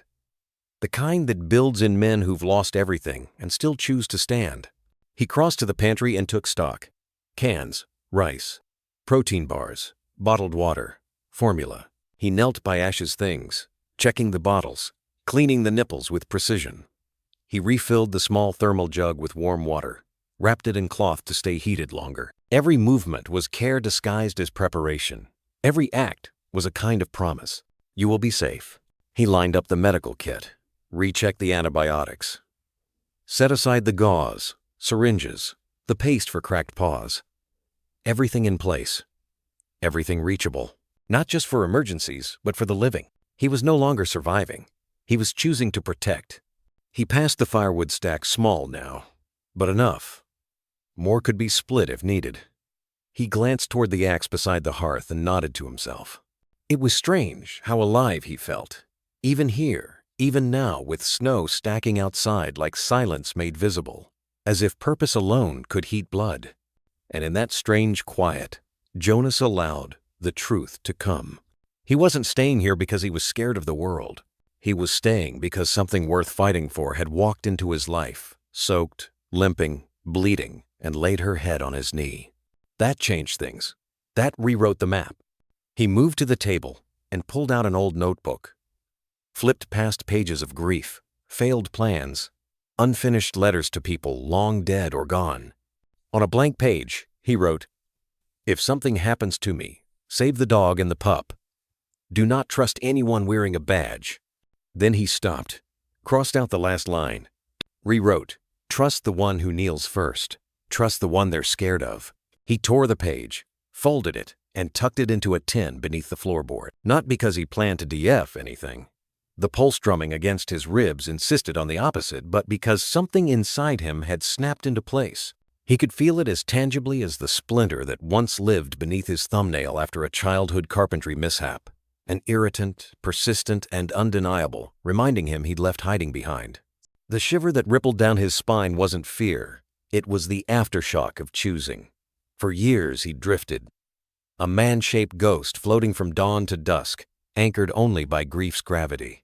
Tonight the tin concealed. The floorboard eased back. He understood he hadn't been anchored at all. He'd been adrift. Now, weight settled into his bones, equal parts responsibility and resolve, and it felt unexpectedly right. Behind him, Ash stirred. Tiny paws flinching mid-dream. Her nose twitched at some phantom scent, maybe milk, maybe snow. Sable shifted too, the scrape of her claws soft against the rug. One amber eye cracked open, tracked Jonas's shadow across the room, and closed again once she judged the cabin safe. For now, at least, the world had agreed to hold still. Jonas remained motionless, letting the hush stretch. The fire popped, a coal collapsing inward with a hiss. Outside, wind swept across the roof, brushing powdery snow from the eaves the way a careful hand might dust flour from a loaf of bread. The breeze sighed through chinks in the log walls, carrying a sharp pine scent and the distant groan of a branch bending under ice. He inhaled slowly, filling his lungs with that cold, resin-laced air, and felt it scrape clean a place in his chest he'd forgotten was there. He rolled his shoulders, testing the ache that had nested between them since the crash, the ache that always reminded him where loss lived. It was still there, but looser now, less like a knot and more like a braid that could, with patience, be unworked. Maybe tomorrow, he thought. I'll start on that. Tonight there were other tasks. Fortifying shutters, checking the generator fuel, inventorying antibiotics and bandages. Acts of readiness? Yes, but also acts of belief. You prepared only when you intended to be alive in the morning. He crossed to the window nearest the hearth, pulled the heavy wooden shutter back an inch, and peered through the narrow gap. Night pressed up close, thick with swirling flakes that scattered the beam of the porch lamp like glitter in a water globe. The tree line stood silent, dark silhouettes freckled by snow, each trunk a sentinel. He tried to discern movement, shape, color, flash of metal, but nothing betrayed itself. The man from the shed might still be out there, teeth grinding in the cold, plotting return. Or he might already have limped away to report failure to whatever shadow-funded entity bankrolled the RAV project. Either way, Jonas couldn't afford to dwell on the unknown. He had two certainties sleeping behind him, and they were enough reason to hammer every loose nail until dawn. He let the shutter snap shut, then took the poker to the embers. Sparks rose, brief as fireflies, and Ash lifted her head to blink at them, groggy wonder lighting her eyes. Jonas smiled despite himself. "Back to sleep, Spark," he murmured. She emitted a drowsy squeak, flopped against Sable's flank, and closed her eyes again in total trust, the kind that expected the world would be stitched whole by morning. The sight struck Jonas with a tenderness so sudden he had to grip the mantel to steady himself. How many nights had he slept like that as a child, believing walls would hold and parents would guard? How quickly had that illusion shattered on a winter road? Yet here was this pup, licking her lips in dreams, convinced safety was no longer a myth. He set the poker down, wiped soot from his fingers, and crossed to the gun rack. The shotgun had earned a coating of ash from resting too close to the hearth. He brushed it clean, thumbed the latch, and confirmed 2 fresh shells sat in the chamber. He checked the revolver, too, slid an extra speed loader into his coat pocket, and set the weapon on the side table within reach of his favorite chair. Symbols, more than any reminders that predators didn't get to write the end of this story. His gaze landed on the note he'd taped above the coat pegs the day he reopened the shed. Trust the one who kneels first. Trust the one they're scared of. He'd scrawled it for strangers who might stumble upon the cabin rescuers, rangers, maybe some future version of himself who needed the reminder. Tonight he read the words aloud, tasting their edges. They still felt true. He walked to the kitchenette, filled the kettle, and set it on the iron trivet swinging over the coals. The rhythmic tap of water inside soothed the room, an almost domestic percussion countering the distant howl of wind. While it heated, he unpacked supplies. Angela's team had dropped off. High-protein kibble, antibiotic ointment, a sleek thermal blanket designed for search and rescue dogs. He folded the blanket into a neat square and placed it over Sable's hindquarters. She twitched, sniffed, and accepted the warmth with a sigh. Ash burrowed beneath its edge, snuffling until only her wagging tail showed. Jonas chuckled the sound, half rusty but genuine, and rubbed a hand through his hair, sensing scalp instead of static for the first time in forever. The kettle whistled. He brewed chamomile for himself, warm goat's milk for Ash, and set both mugs on the hearthstone to cool. Steam coiled upward, catching the lamplight and painting thin silver ribbons in the air. He watched them spiral, and a sudden image flashed. Hospital monitors tracing peaks and valleys of a heartbeat that wasn't there anymore. He blinked hard, and the memory retreated, leaving behind an ache sweetened by the knowledge it no longer ruled him. He carried his mug to the armchair, sat, and let heat seep through chilled fingers. For a long minute he listened. Fire crackle, dogs breathing, kettle ticking as it cooled, and beneath it all the faint hum of winter outside butting its head against log walls. He realized he could distinguish each sound, clearly a sensory clarity grief had once muffled. The world hadn't grown louder. He'd stopped pressing his hands over his ears. He sipped, savoring honey's slow bloom on his tongue. Tomorrow he'd finish insulating the clinic windows, expand the rabbit hutch, and maybe rig a wind chime from old cutlery for Ash to chase with her eyes. Simple tasks that felt revolutionary, precisely because they were simple. Living, he thought, is mostly maintenance of hearts, of hinges. A soft crunch drew his attention. Sable stood, lumber, graceful, and padded to the back door. She pressed her ear to the wood, tail low, body a taut question. Jonas rose, set his mug down, and followed. He laid a hand on her shoulder's solid muscle humming beneath Furin, tilted his head, listening. Nothing but wind. But Sable's instincts had proven truer than any security system. So he unlatched the top bolt, cracked the door an inch, and scanned the yard. Snowflakes drifted in lazy spirals, occasionally catching the beam of the porch lamp before settling like powdered sugar atop already buried footprints. The sled lay propped against the shed wall, rope coiled neatly. No skulk of fox, no creeping silhouette. Still, he waited until the cold began to bite his cheeks before closing the door. Sable relaxed, satisfied. Guardianship had been performed. The pack could rest. Jonas scratched behind her ears. "Good girl," he murmured. She leaned into him, nearly toppling his balance with her weight. A moment later she strode to the fire, circled twice, and dropped with a thud heavy enough to jostle Ash awake. The pup blinked, oriented herself, then clambered free of blankets, tail windmilling. She trotted to Jonas' adorable incarnation of determination and plopped her front paws on his boot. He bent, scooped her up, and felt her sigh melt against his throat, warm milk breath puffing into his collar. Holding her, he sensed the fragile fuse of her heartbeat, quick and sure, and marveled that something so tiny carried such authority over his own. He settled back into the chair, pup nestled against his chest. Across the room, the notebook awaited the one he'd started filling since the night of the first flame. Tonight, he would write only a sentence or two. The rest would happen in real time tomorrow. He balanced Ash in the crook of his arm, flipped open the cover, and let ink glide. One step, one stitch, one more sunrise. That's the plan. He closed the book, capped the pen, and allowed himself to drift not into sleep, but into the warm liminal space between waking and rest, where thought softens and feeling speaks clearer. Images flickered. Ella's laughter skimming across a frozen pond, Miriam's mittened hand entwined with his, Sable standing watch beneath northern stars, Ash conquering her first hill. Grief threaded through them all, but it no longer pulled him under. It simply reminded him of what love had co-stand, why it was worth paying again. Time passed, unmeasured. Eventually, the fire sighed low, and he rose to bank it. careful not to disturb the sleeping forms at his feet. He secured the latch on the rifle cabinet, adjusted the curtains to block stray drafts, and dimmed the lantern so only embers threw light. The cabin felt cleaner than it had in years, though very little had changed. The difference was interior. Clutter cleared from a room you couldn't point to on any blueprint. Before turning in, he knelt by the floorboard where the tin lay hidden. He placed a palm over the timber, as if blessing the secret inside. Not a message of surrender, but a breadcrumb, a trail marker for whomever might come after proof that at this exact point on the timeline, a man chose life over flight. He whispered something, then words no one else heard. Words even he couldn't quite catch, but the wind outside paused, perhaps to listen, before resuming its gentle hymn against cedar walls. Jonas stood, stretched, and headed for bed, a small dog tucked into the crook of his arm and a larger shadow padding behind.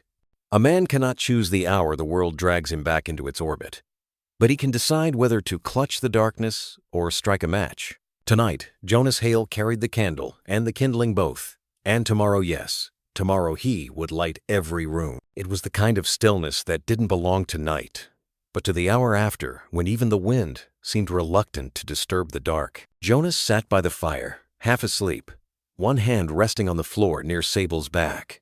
She hadn't moved in hours, but her breathing stayed taut, shallow, like she was listening to something beneath the world. Then came the sound. Metal. Not bending, not breaking, but being moved. It scraped through the silence, like a blade drawn slow across bone.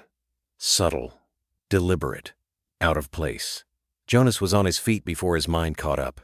Sable was already at the door, tail rigid, muscles low, a growl building from somewhere deep in her chest. Ash, tucked beneath a blanket, shifted and whimpered, but Jonas gave the smallest shake of his head, and Sable didn't bark. They stepped out into the cold. The storm had thinned. Clouds peeled back like regret. Above, the moon cast a sharp silver edge across the landscape, almost too bright, too clean, the kind of night where secrets had no shadows to hide in. Jonas gripped the flashlight in one hand, the other brushing the shotgun slung behind his coat. The shed loomed just 30 yards off a squat shape buried beneath snow and memory. It used to store feed, tools, parts from a life he tried not to remember. No one had touched it in months. And yet, the lock hung askew, barely hanging. Jonas felt his gut tighten. Not with fear, with recognition. Someone had been here. Someone still might be. He raised the light and stepped closer. That's when he saw them. Boot prints. Fresh. Deep. Pressed with the weight of someone who knew they didn't need to run. The tracks led straight to the shed door, but there were no prints leading away. Sable's growl turned to a low rumble, tail still, ears forward. She didn't bark. She didn't need to. Jonas turned off the light. The rest would be done with instinct. He reached the door and pressed his back against the cold wood, heart sinking with Sable's breath. 3 seconds passed. Then 5. He lifted the latch with a quiet flick and shoved the door open wide, shotgun at the ready. Nothing. Nothing but rows of shelves, an old lawnmower, ropes, oil cans. Dust rose like ghosts. But no one. No shape ducking behind crates. No sound of retreating boots or held breath. Just silence. Heavy. Waiting. He stepped inside. Sable followed. Jonas moved slow, sweeping corners, glancing at the rafters, the floor, the crawl space under the rear shelving. The air reeked of rust and something else, something off. Sable stopped suddenly, nose to the ground. She sniffed, then looked up at Jonas. She was confused. The scent was fresh, but fading like it had been here too long, or not human. Jonas knelt beside her and saw the faintest imprint of a heel near the woodpile. Something had shifted it, but no drag marks, no climbing signs, no blood, no trail, just absentee. It was the kind of mystery that screamed louder than a confrontation. The kind of move meant to say, "We know where you are." Jonas stood. He stepped out of the shed and turned the flashlight back on. It cast a pale beam over the white field. Still no prints leading away. Just the ones going in. He stared at them. Then up at the moon, the trees beyond, the line of horizon where nothing moved but the whisper of pine. and he felt it, that tick behind the ribcage. Not fear. Challenge. They wanted him to know this wasn't just pursuit anymore. It was pressure. Psychological. Personal. This was someone who knew how to erase themselves. Someone who knew what fear could do to a man already cracked by grief. Someone playing with time and terrain like it was part of the hunt. Jonas backed away from the shed. As he closed the door, he drove a thick metal pin through the frame and added an old iron hook he'd never bothered using. Not because he thought it would hold, but because rituals matter when you're preparing for war. He turned to Sable. She looked up at him. Silent, poised, alert. No bark. Just solidarity. He knelt, hand resting on her back. The snow began again, light at first, then heavier, covering the tracks, masking the truth. But Jonas had seen enough. Someone was inside his lines now. And whatever they wanted, it wasn't just Sable. It was the kind of night that would not leave quietly. The fire had dimmed to embers. Jonas hadn't slept. Neither had Sable. She lay curled near the door, ears twitching with every groan of timber or shift in the wind. Ash stirred once, letting out a drowsy yawn, then fell back against the fleece blanket tucked over his tiny frame. Jonas sipped the last of the cold coffee, staring at the cabin walls, like they might offer a solution he'd missed. Then came the crunch. Snow under weight. Not aimless, not lost. Deliberate. Sable was up before Jonas moved. Her head jerked toward the back window, body coiled with the kind of tension that always comes before violence. Jonas reached for the shotgun. But this time, the noise didn't hesitate. It came right up to the porch. A figure appeared in the orange glow of the storm lamp, face shadowed beneath a wet hood, breath coiling like smoke from a furnace. Him. Same voice, same stillness, same eyes that didn't blink the last time he lied about wildlife control. But now, the lie was gone. So was the pretense. "I won't ask again," the man said flatly, taking one step forward. "Give me the pup. Walk away.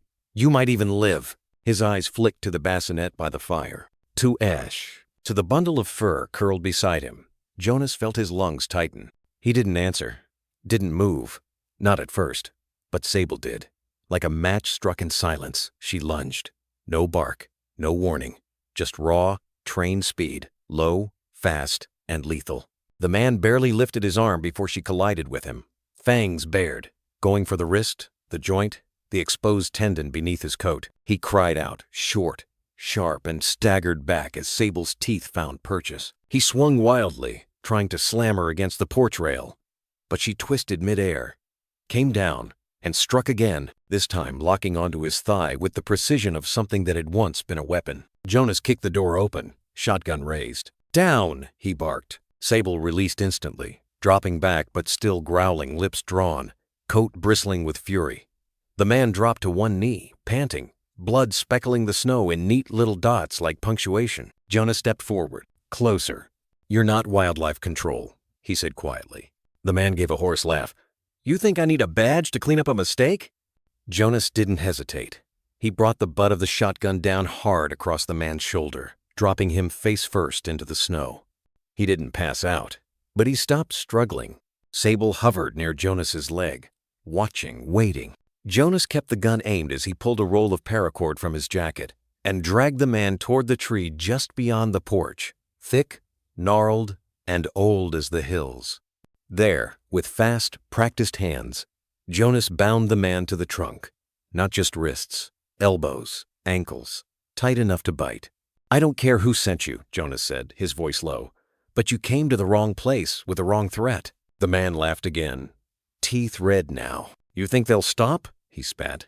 "You think tying me to a tree changes the game? That dog's property, so's the pup." Jonas stepped forward, closer than before. "They're not property. Not anymore." The man's smile died. "Then you really don't understand what you're dealing with." Jonas leaned in, his voice barely above the storm. "I used to testify in cases like yours. I thought monsters wore suits and wrote grants. Turns out they carry tracking chips and take puppies in the dark. And..." He stepped back and tightened the final knot. "You're not walking away from this tonight." The wind surged behind him, tossing snow across the blood-streaked porch. Sable didn't look away once. Jonas turned to her. "Come on," he said, voice softer now. "Let's check Ash." And they left the man there, tied, bleeding, staring after them like someone who'd just realized the rules had changed. The morning light came slow, filtered through fog-like breath on old glass. Snow still drifted, but softer now, as if the storm had grown tired of roaring. Jonas stood on the edge of the porch, coffee untouched in his hands, shotgun resting against the wall behind him. Sable was at his heel, unmoving, alert but calm. Ash slept inside, chest rising and falling in the cradle of folded blankets and warmth, untouched by the violence that had passed through this place hours before. The man was still tied to the tree, his face swollen on one side, lip split, coat stiff with frozen blood. But there was no panic in him, no pleading, just this slow, steady stare, like a hyena watching a fire burn out, knowing eventually someone has to clean up the ashes. "You ever wonder what it costs to make them?" he said, voice rasping from cold and bruises. "To build a thing that can sniff out landmines and cry over a dead child in the same breath?" Jonas didn't answer, didn't move. The man smiled with one side of his mouth. "They were never meant to survive," he said, voice low, almost conversational. "You know that, don't you? It wasn't part of the design. They weren't built to grow old. They were bred to obey, kill, then expire." His eyes flicked toward the cabin, toward Ash. "You think that little thing's a miracle? She's a glitch, a fluke, a birth that was never supposed to happen. That bitch you've got inside, she wasn't supposed to bond. They made her cold on purpose, sterile, forgettable." Sable's growl started like gravel shifting. The man didn't blink. "You're keeping ghosts," he said flatly. "Defective products, lab junk that slipped through the cracks. Do you really think kindness can fix what was programmed into their blood?" Jonas set the coffee down, took a slow step forward. He didn't speak right away. His hands didn't clench. His eyes didn't flash. But his voice, when it came, was quiet, final. "They survived you," Jonas said. 3 words. That's all. But they landed like a blade across the cold morning air. The man opened his mouth to mock, to laugh, to say something that might claw back control, but stopped, because Jonas wasn't looking at him anymore. He was looking past him, through him, and maybe, for the first time in years, not seeing death or loss or what-ifs behind his eyes. Maybe just seeing the truth and choosing to stand inside it. "You tried to break them," Jonas continued. "You bred them to be disposable, but they still learned loyalty, still learned love. You call that a glitch? I call it survival." He looked down at Sable. Her ears were back, tail low, but she hadn't moved, hadn't snarled again. She was watching Jonas, not the man, as if waiting to know what came next. Jonas knelt beside her, one hand on her shoulder. The words that followed didn't need to be loud. "They weren't made for this world," he said, eyes glinting. "But maybe that's why they matter so damn much." The man laughed, a brittle sound that cracked under its own weight. "You think speeches change the outcome? They're coming, you idiot. You can't hole up forever." Jonas rose slowly. "No," he said, "but we won't run anymore." He turned without another word, leading Sable back to the porch, leaving the man alone with his frozen ropes and failing bravado. As Jonas opened the cabin door, the warmth hit him first, the heat of the fire, the stillness of safety, the soft breath of a sleeping pup. He looked once more at Ash, then back at Sable, who hadn't taken her eyes off him. "I meant it," he said quietly, kneeling down again. "I've got you." And for the first time in years, he felt his voice carry weight again, not just sound. It was belief. It was resolve. And it was real. Jonas stared at the satellite phone on the wooden table like it was an old wound that had begun to ache again. The screen was dusty, battery low, signal flickering in and out like a nervous pulse. But it still worked. Barely. He ran his thumb along the edge of the metal tag resting beside it, the one he'd found sewn into the lining of Sable's harness 2 nights ago, once she finally let him close enough to search. It wasn't large, maybe the size of a thumbnail, but etched into its surface were numbers and letters, so clean, so precise, they felt surgical. TX9, negative 0317, FS, Phase 2. And beneath that, property of Agri. Gen Bio Solutions. He hadn't seen that name in years. But it burned, now like it always had. Sharp and sterile, dressed in science, soaked in blood. Beside the tag, he laid out the photos. The brand on Sable's underside, the birthmarks on Ash's belly, the X-ray of her back paw showing the foreign implant, then the still image from the cabin's exterior cam. The man's face partially obscured by snow just before he tried to force the door open. Jonas lined everything up on the table with a precision that surprised even him. He hadn't touched this side of himself in years, the version that taught forensic pathology at the State Academy, who trained agents how to spot patterns in chaos. Back then, he used facts like a scalpel. Now he just hoped they still cut. He exhaled, slowly, and scrolled through his contacts. Only one name remained. Angela Cortez, former student, now a federal agent working with the Division of Animal Trafficking and Genetic Crimes. Smart, sharp. Still called him professor the last time they spoke, even though he'd begged her not to. He hadn't sent her so much as a Christmas card since his family's funeral. Jonas hovered over her name. The cursor blinked, like a heartbeat, like a dare.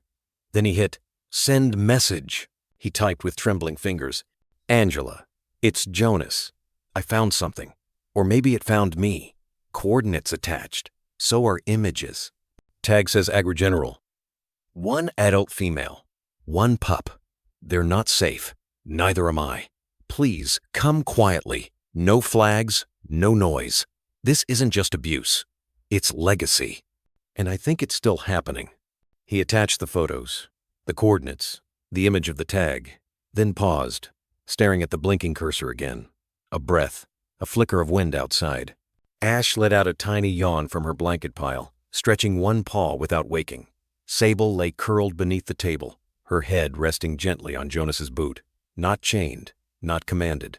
Just close. He looked down at her, at the scarred ear, the weary eyes that no longer flinched from kindness. They trusted me, he whispered. Now, it's my turn. He hit send. The screen flickered, a spinning icon. Then, message delivered.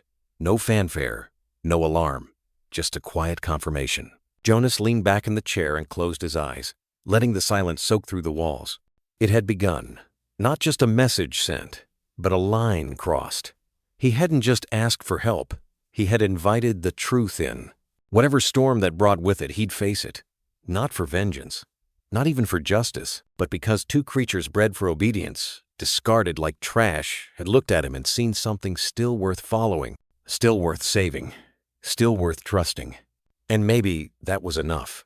The frost hadn't yet melted from the cabin's porch railings when the first low growl rumbled from Sable's chest. Jonas had felt her tense before he saw anything. Her body shifted from rest to readiness in a single breath, ears high, nose twitching. A heartbeat later, Ash stirred in the blanket nest near the hearth, giving a sleepy whimper that seemed to echo her mother's unease. Then came the distant crunch of tires on frozen gravel. Jonas stepped out onto the porch in silence. The wind was still not a leaf stirred, the kind of calm that doesn't comfort, the kind that warns.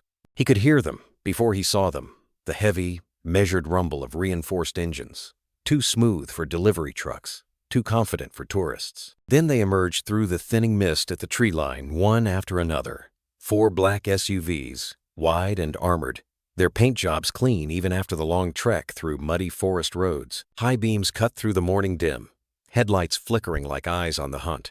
The vehicles fanned out before the cabin, forming a half circle not hostile, but not exactly friendly either. Doors opened in practiced unison.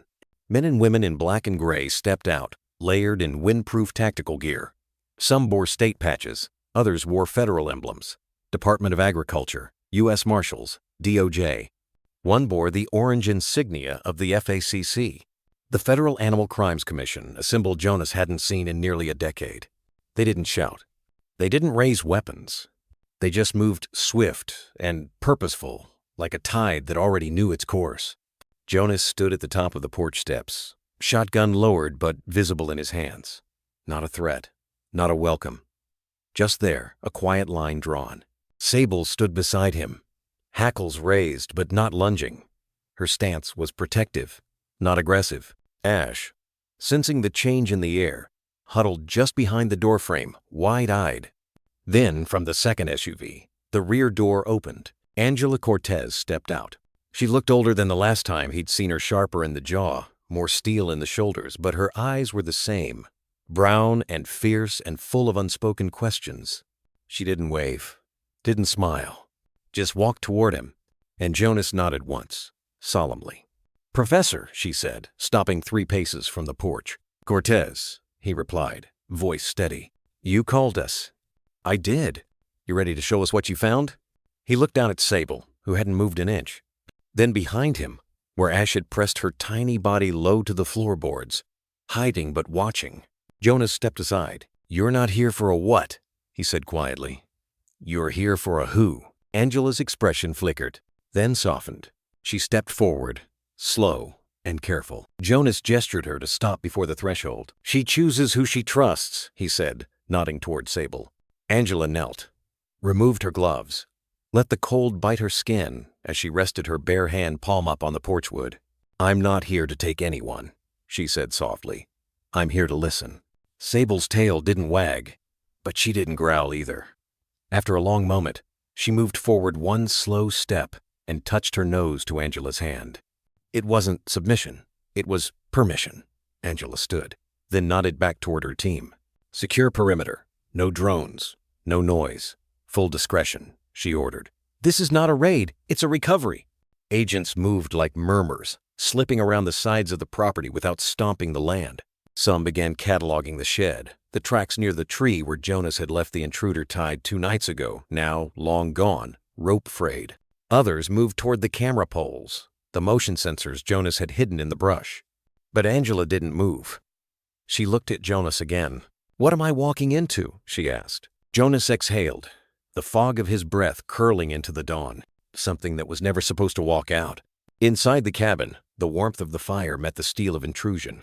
2 officers stepped over the threshold with careful boots and neutral expressions. One carried a scanning device, the other a long, soft leash, looped and ready. Jonas noticed the shift in Sable before the men even reached the hearth.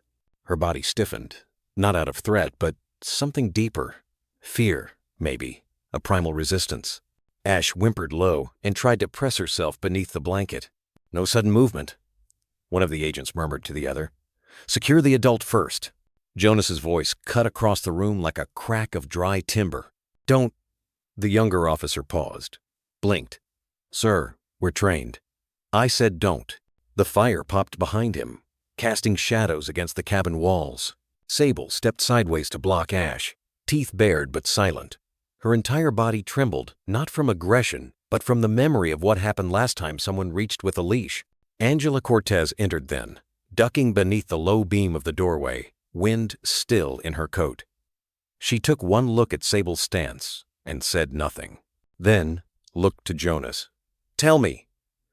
He didn't raise his voice, didn't need to. "They heal together," he said, simply, firmly. Angela's gaze dropped to the 2 dogs, mother and pup, pressed against each other like broken pieces of the same statue, scorched but not shattered. The younger agent shifted uncomfortably. "We just need to separate them to process medical and—" "No," Angela said, holding up a hand, "but protocol." I said no. Her voice was calm, but ironclad. "Not here. Not now." A heavy silence filled the room, not awkward reverent. The kind that makes you feel like you're standing inside something sacred. Jonas crouched near the hearth, his knees creaking under the weight of both age and meaning. He held out a calloused hand, palm up, and waited. Sable moved first. She stepped toward him, slow and deliberate, like every joint in her body was still negotiating with ghosts. Then she pressed the side of her head into his hand the same way she had nights ago and stayed there.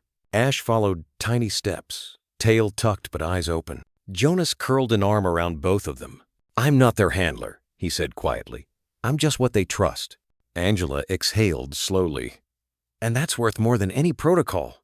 In the corner, one of the officers lowered the leash. Something in him shifted too. You could see it in the way his shoulders dropped. Like a weight he hadn't realized he was carrying had been released.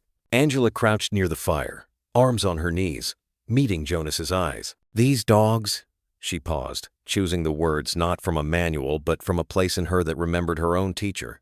The man who once taught her that science without empathy is just sterilized cruelty. "They're evidence," she said. "But they're also survivors. That means we treat them like both." Jonas nodded once, eyes locked on the dancing flames. Sable let out a long breath. Ash yawned, small and cracked at the edges, before curling into her mother's side. Angela stood and turned to her team. "Get photos. No flash. Full environmental readings." But nobody touches them without Jonas's say-so. One by one, the officers backed away. The air in the cabin warmed again, not from the fire, but from something older, something human. Jonas didn't say thank you. He didn't need to. Angela already knew. Jonas never liked crowds. Didn't like the folding chairs or the fluorescent lights or the way people stared a little too long when they thought he wasn't looking. So when Angela called to say the shelter wanted him to speak a place tucked between an old church and a fire station, where volunteers patched wounds with gauze and kindness, his first instinct was simple, number. But then Ash crawled onto his lap and fell asleep with her head pressed to his chest. And Sable, now healed enough to run, rested beside the fire with her eyes half closed, tracking every sound, not in fear but in peace. And something shifted. So he said, yes. The room was small, maybe 15 people at most. Folding chairs lined up like dominoes. A whiteboard at the back with fading markers. Coffee brewed somewhere nearby. A dog barked once from another room, then fell quiet. Jonas stood near the front, hands awkward in his coat pockets. He hadn't brought notes, didn't believe in writing down what was meant to be felt. Angela introduced him, short and simple. "This is Jonas," she said. "He won't talk about heroism, but maybe he'll talk about something harder staying." He stepped forward. His boots scuffed the linoleum. He didn't clear his throat. Just looked at the faces, a woman with a rescue pit mix curled at her feet, a teenager with pink hair and 3 bandages on her arms, a man who didn't blink much but held the quiet like a weight. And then he spoke. "I'm not here to talk about dogs," Jonas said. "At least not in the way people expect." He paused. Sable lay beside him. Ash nestled in her mother's fur, twitching lightly in sleep. "I came up here to die," he said. "I didn't call it that, but that's what it was." No one moved. No one whispered. "I lost my family in a crash I walked away from. That was the hard part, the walking away." His hand gripped the edge of the podium, knuckles pale. "You think breathing is the same as living, but it's not. I breathed for a year and didn't take a single step forward." Someone sniffed. Quiet, not dramatic.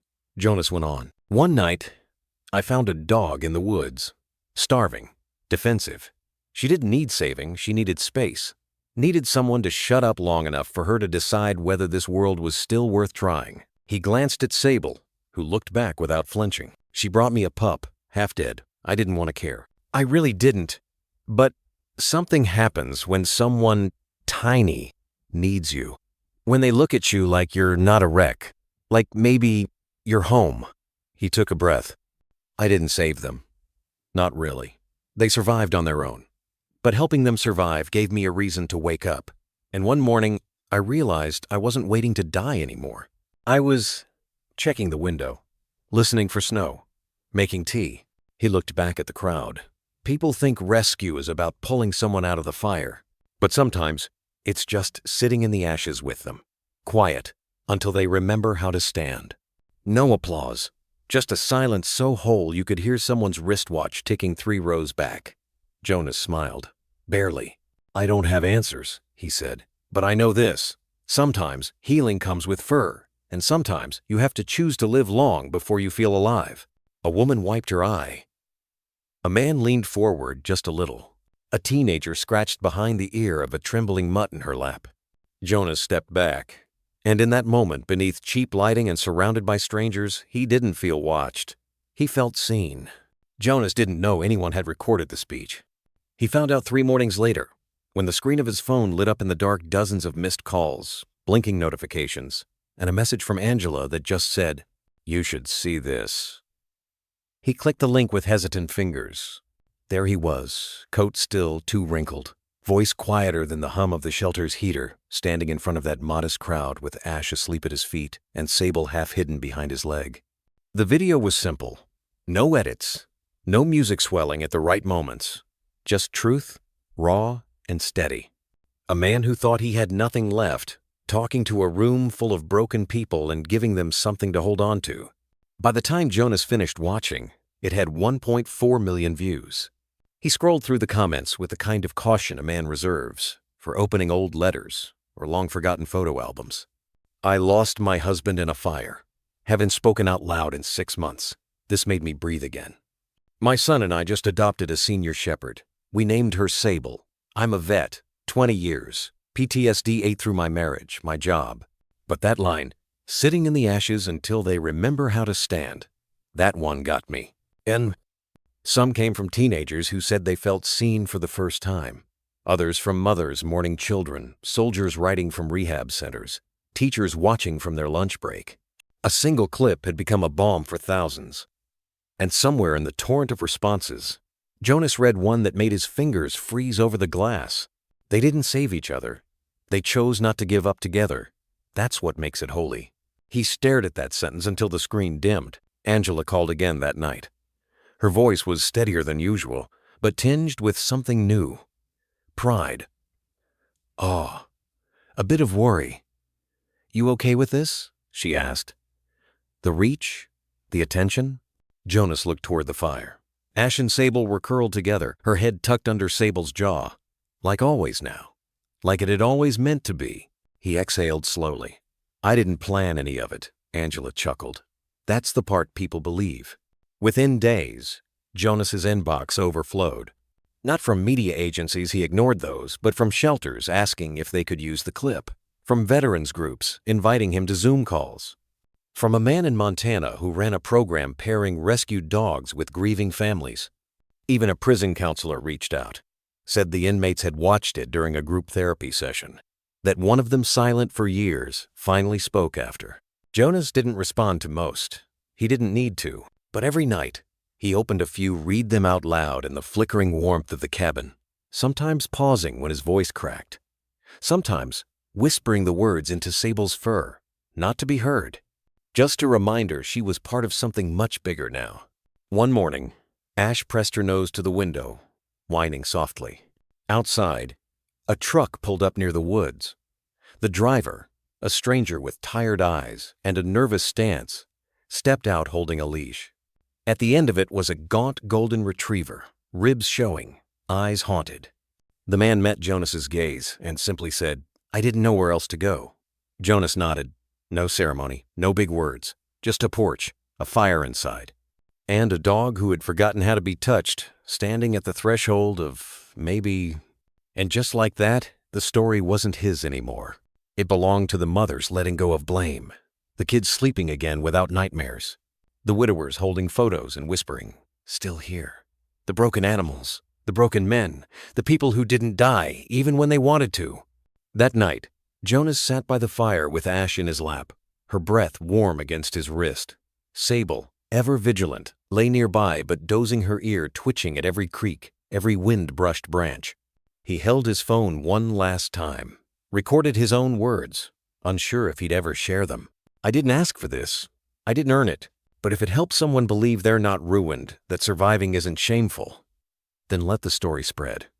He looked down at Ash, at Sable. They weren't broken. They were healing. And so was I.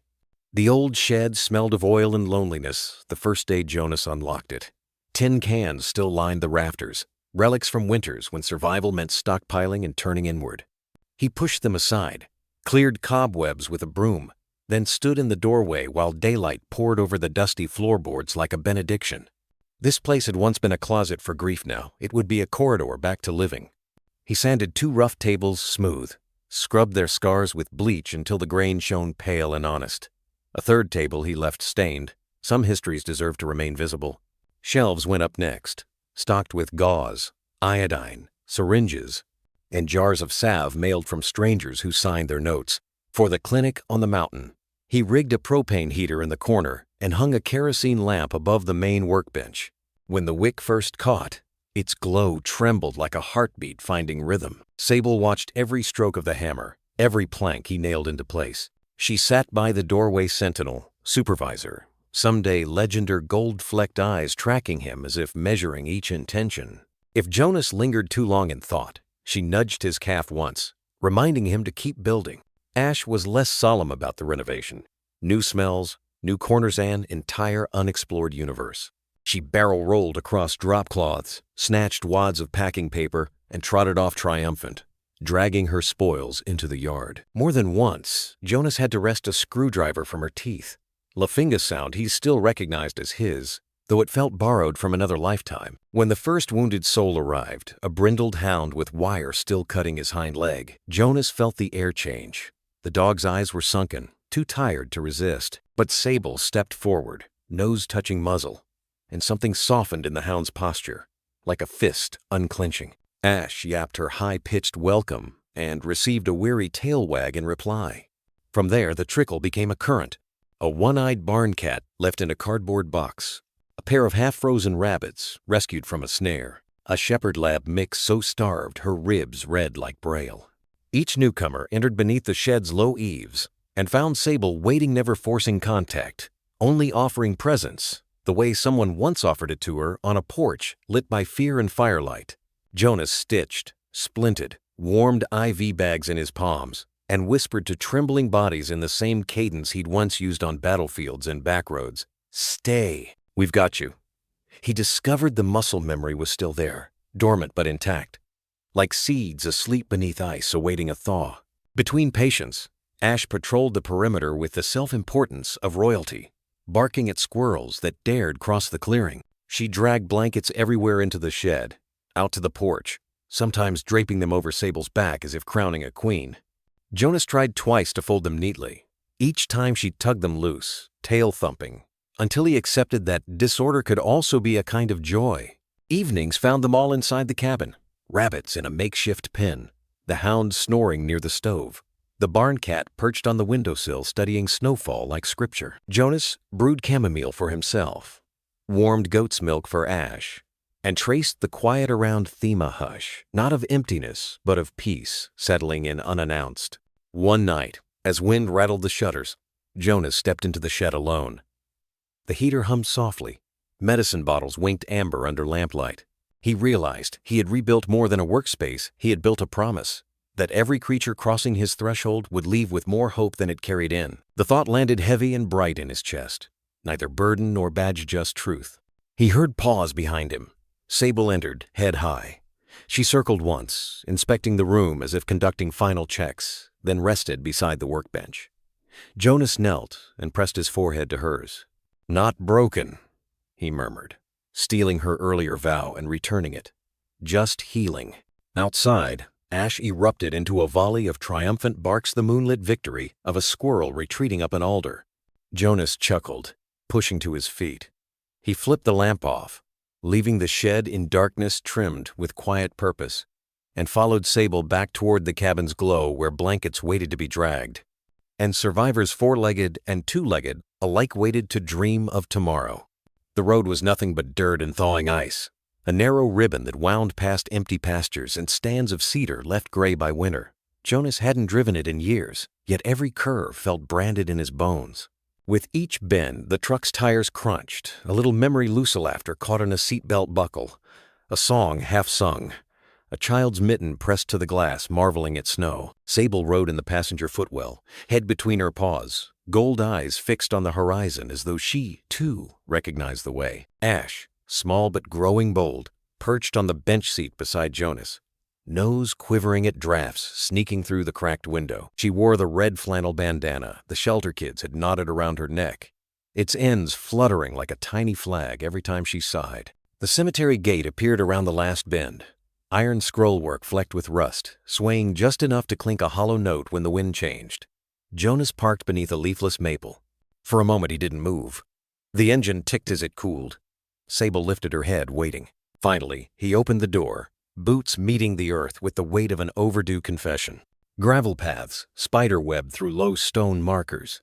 He counted rows in silence, 12 paces past the angel statue, 3 to the right. Stop. There. A modest granite headstone, faint green lichen along its base, the carved letters softened by rain and time. Ella Mary Riker, 2009, 2017, bright as the first snow. Jonas's breath caught. His heartbeat thudded so loud he almost missed Ash's inquisitive whine. He knelt, gloved hand brushing frost from the inscription. Tendrils of dormant grass, brittle and pale, bent under his palm. He reached into his coat and drew out a single-stem alpine aster, violet petals fragile against the cold. It hadn't grown here. He'd coaxed it in a cracked teacup on a cabin windowsill all winter, guarding it from every draft the forest could throw. Now he laid it at the foot of the stone, petals trembling in the breeze like a small, brave heartbeat. Sable stepped forward and sat beside him, body pressed but not leaning, presence offered without claim. Ash circled once, then nudged Jonas's wrist with her wet nose. He let his fingers tangle in her soft fur. "I'm late," he whispered, voice dry as snow dust. "But I'm here." Words spilled halting, half-formed about storms weathered, about firelight and promises, about a dog who wouldn't quit and a pup who refused to die. He spoke of the clinic, of strangers who wrote letters at midnight because hope hurt less when shared. He spoke of finding breath again, finding Themand, how some mornings he woke up surprised the world still fit inside his chest. He paused, throat tight. "I thought bringing them might, I don't know, prove something." His eyes stung, but the tears didn't fall. "Truth is, Elle, they don't need me to fix them. They just needed someone to stay." A cloud shifted. Sunlight spilled through like warm honey, setting the headstone aglow. Wind rustled dry leaves, carrying the distant bark of a dog at play somewhere beyond the hill. Jonas inhaled slowly. The cold no longer bit. It braced. Ash pawed lightly at the grass, then settled, pressing her flank to Jonas's shin. Sable lifted her face to the sun, eyes half closed, as though listening for echoes only she could hear. Jonas traced the carved M of his daughter's name once more, then rested his palm flat against the stone. Heat seeped from his skin into granite, chilled by years of night. And in that quiet transfer, something inside him loosened. Not the grief, never the grief, but the grip of it. "I'll come back sooner," he said, a vow shaped less by words than by breath. "And next time, maybe I'll bring more flowers than I can carry." Ash yipped softly as if volunteering to help. Jonas chuckled, the sound rough but real. He rose, brushing dirt from his knees, and tugged his beanie lower against the wind. Before turning away, he glanced at the violet bloom lying bright against gray stone. A single bead of meltwater clung to its petal, shimmering like a promise that winter could not entirely keep. Sable took the lead on the walk back, paws crunching over gravel with calm certainty. Ash chased a drifting leaf, caught it, lost it again, tail a metronome of new life. Jonas followed, lighter by some invisible measure, the empty places inside him not filled but no longer echoing. Behind them, in the hush of the cemetery morning, the flower held its color small, stubborn, beautifully out of season rooted, not in soil, but in the quiet decision to bloom anyway. The truck rolled past the cemetery gate and back onto the forest road, tires whispering over thaw-slick mud. Jonas drove slowly, windows half cracked, to let the chill in, to keep him awake, to keep him aware. Sable lay in the footwell, eyes on the passing trees. Ash perched at the window, nose skimming every cold gust like she was tasting stories in the air. They crossed the ridgeline where pine gave way to Aspenth Place. Ella used to call the rattling woods because the leaves trembled like paper whenever the breeze slipped through. Jonas eased the truck to a stop on the shoulder. The engine ticked, then fell silent. For a while, he didn't move. Didn't need to.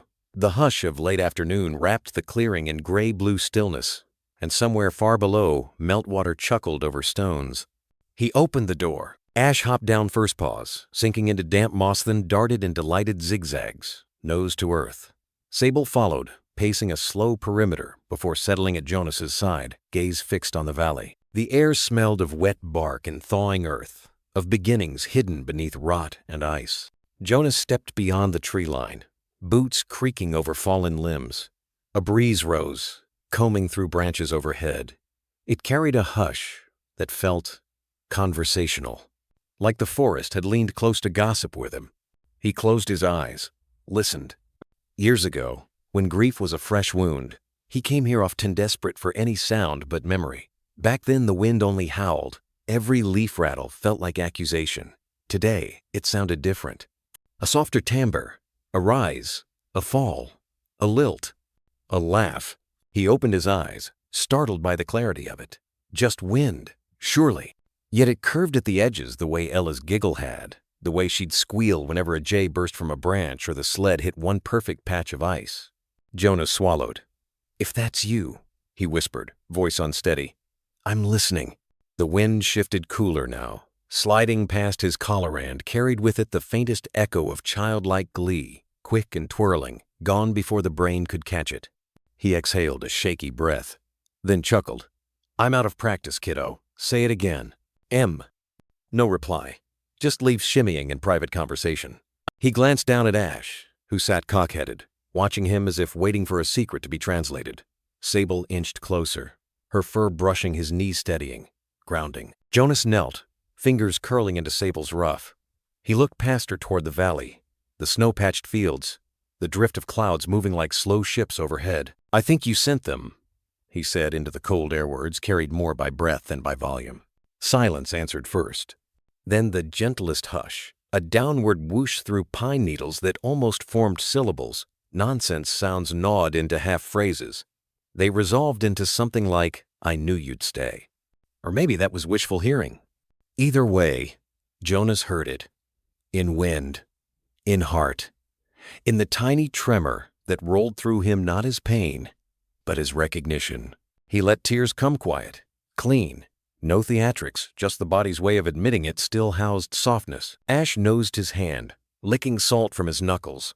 Sable leaned her weight fully into him, a pillar of muscle and memory. Jonas wiped his eyes. "All right, Blossom," he murmured, using the pet name that once made Ella blush with shy delight. "I'll keep listening." A new gust rushed uphill strong enough to tousle his hair and carried with it a giggle unmistakable, bright as chimes. Jonas laughed this time, head tipping back, throat open wide. The sound felt outlandish after so many winters of silence. Good outlandish. Ash barked on sharp, joyous then bounded after a swirl of leaves, sending them cartwheeling down the slope. Sable trotted after her pup, shepherding curiosity away from drop-offs, glancing back every few steps to ensure Jonas was still coming. He was, because the world hadn't given him a second chance. It had whispered, "You're still here, take it." He followed the dogs down the hill until they reached a clearing where thin spears of grass had begun to pry through snow. He knelt, brushed aside icy granules, and found the first shy crocus, violet like the aster, at Ella's grave petals, tight but alive. Jonas pressed 2 fingers to the blossom. "Bloom anyway," he told it. Wind stirred again, rustling grass blades like a soft applause. He rose, whistled for Ash. She bounded back, blanket stolen from the truck clamped in her teeth, trailing behind like a knight's banner. Sable padded beside her, dignified as ever, though Jonas swore her gait held a new lightness, a ripple of yesness. They began the slow hike back to the road. Jonas glanced over his shoulder once more at the valley, listening. Nothing but wind, but it was enough. Because he was listening now, truly, listening, ready to hear the quiet lessons threaded through pine and breath and heartbeat, ready to translate them into open doors, stitched wounds, warmed bottles, and a clinic that glowed after dark like a lantern for the lost, ready to let the laughter in the wind guide him home. Dusk rolled down the mountain in lavender sheets, folding every ridge and treetop into soft shadow. Jonas eased the truck into its slot beside the cabin, engine rumbling once before falling quiet. A breath of wood smoke greeted them, slow, sweet, promising warmth already kindled inside. Ash leapt from the cab first, landing with the clumsy confidence of a pup who no longer feared her own legs. She bolted through powdery drifts, snapping at snowflakes that glittered beneath the porch light. Each failed catch only fueled the next ecstatic pounce. Sable dismounted with practiced care, stretching sore muscles before gliding up the steps.